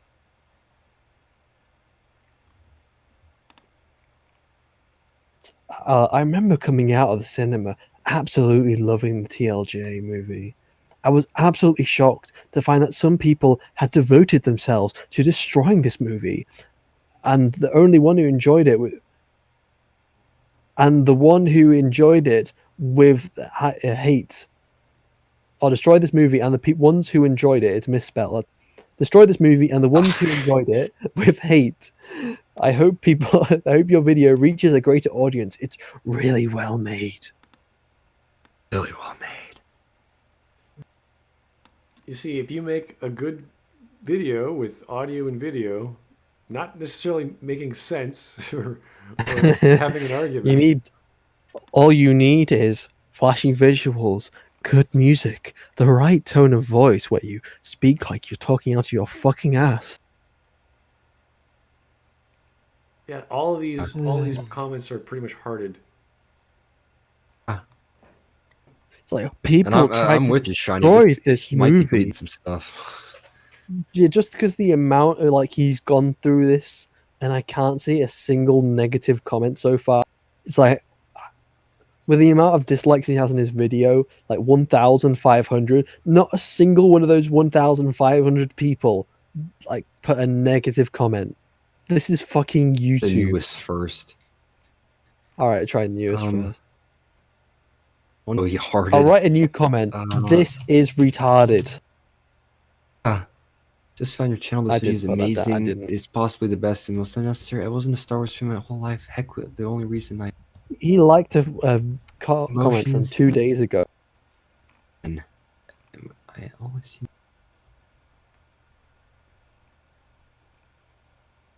Every video. Here's one from Bill Cipher. The 1.5K people who dislike this video, I feel sorry for you. Every single comment likes this. This video is terrible. This is a really, really bad video. I don't know where the people who like understand that are, or if no one does, but this video is egregious. I just want to point out that 1,675 people commented out of 82,000 views, and all of these comments are positive.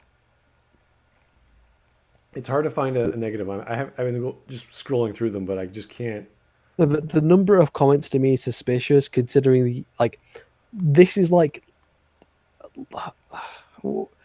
I'm trying to do maths in my head, but 82,000 views and 6,000 upvotes. What was it? 1.5 thousand dislikes and only 1.6 thousand comments. It feels very low. Almost as if someone's taken out half of the discussion. Maybe, just maybe.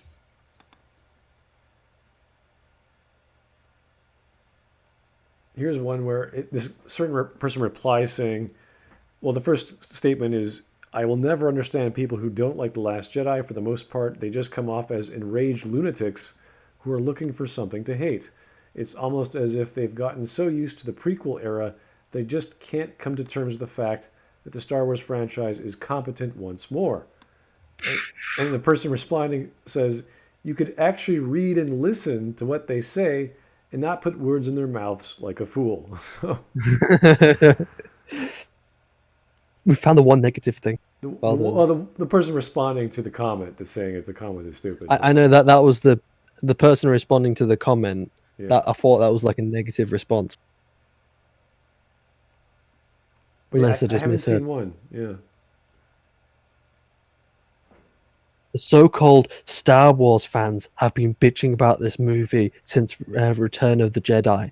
No one hates Star Wars more than Star Wars fans. Oh, I hate that quote. So many people use that. Oh, stop doing that. No one will criticize Star Wars movies more than Star Wars fans, especially if they're bad. People love something because... Well, I'm going to take something that Angry Draven said because it is very true. You critique something because you love something. Because you care about it and you want it to be better. It's... Also, someone just said, I've never commented on a YouTube video before, and this video has made me want to try to say something. This video is important, not just on a Star Wars level, but on a human level as well. I've loved The Last Jedi. It is my second favorite movie behind Empire, and I hate people getting so aggressive with their opinion of this movie. I'm totally fine with disagreeing, but the harassment needs to stop. I can actually imagine people having this like the voice, like they're really upset. Ooh, here's Houston. Your tender, empathetic, non-aggressive, and nuanced sensitivities are just what the YouTube landscape needs right now.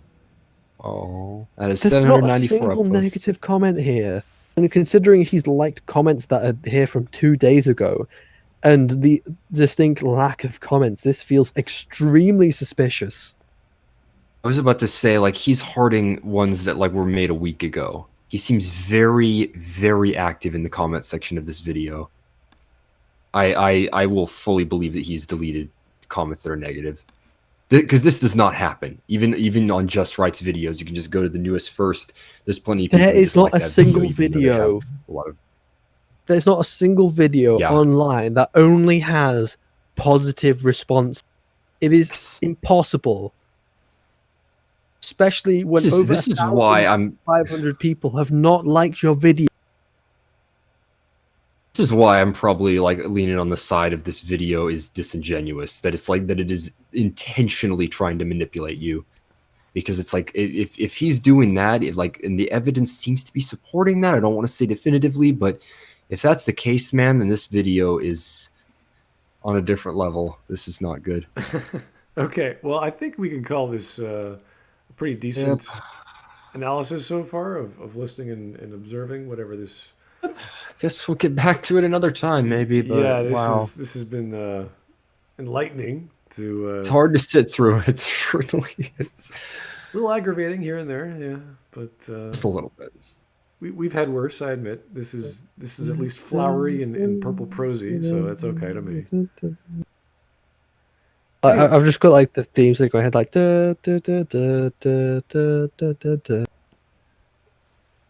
We haven't gone crazy yet, so I mean, it's not like watching a Wit and Folly video where it's just your brain is in another planet and you're just like, where am I going? That was a lot more enjoyable than this, to be honest. I didn't hate that video; it just hurt my brain. Oh, this honestly makes me angry. I want to hate it more. That makes me angry.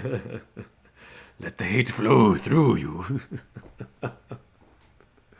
Okay, guys. Well, thanks for attending. We're going to do this again sometime soon. Batwoman music plays. We're going to continue at 16 minutes the next time through. And I don't know when we're going to do this, probably the end of the week or whenever you guys are free.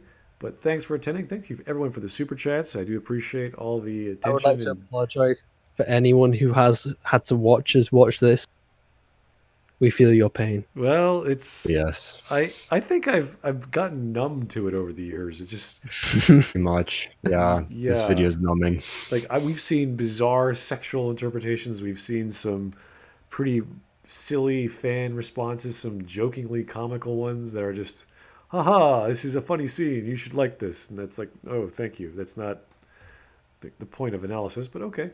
So we've seen lots of different reviewers, and this one is just personal, anecdotal, and I don't even know if it's psychological is the term. It just he wants to fix a problem that doesn't exist, or he wants everyone to get along, which is stupid. I mean, no one is, it's impossible for everyone on the earth to get along. It's an impossible task. It would be nice to get him on the channel and just talk to him. Like, what are you talking about? We need to get along now. Like, is he on like every conceivable like web ring or Facebook group or God knows what else online? Yeah, I'm about to hit 50 subs. Huzzah! Congratulations, sir. Got 3 just from the stream. All right. Low bar 50. Like my other portfolio channel has like 400 and something. Oh yeah, that's cool. All right. Well, I've got such low bars. Don't worry. We'll get whoever we can get the next time through. Hopefully, Evan and Shiny as well. But we don't know when we can get people to come onto the stream. We all have lives. We all have responsibilities. What do you mean you have lives? Yeah. I thought you basement hating Last Jedi haters. Oh yeah. Well, we go up for air sometimes and get some groceries. That's about it. But thankfully for me, this is always in the afternoon. Yeah, not all TV dinners and frozen. Well, cuts of meat, whatever we like. So, thanks guys for joining. We'll see you next time. And any recommendations for video, do leave them in the comments as well as on Facebook in Discord as well as on Twitter. I'm always open. And we'll see you next time. Yes.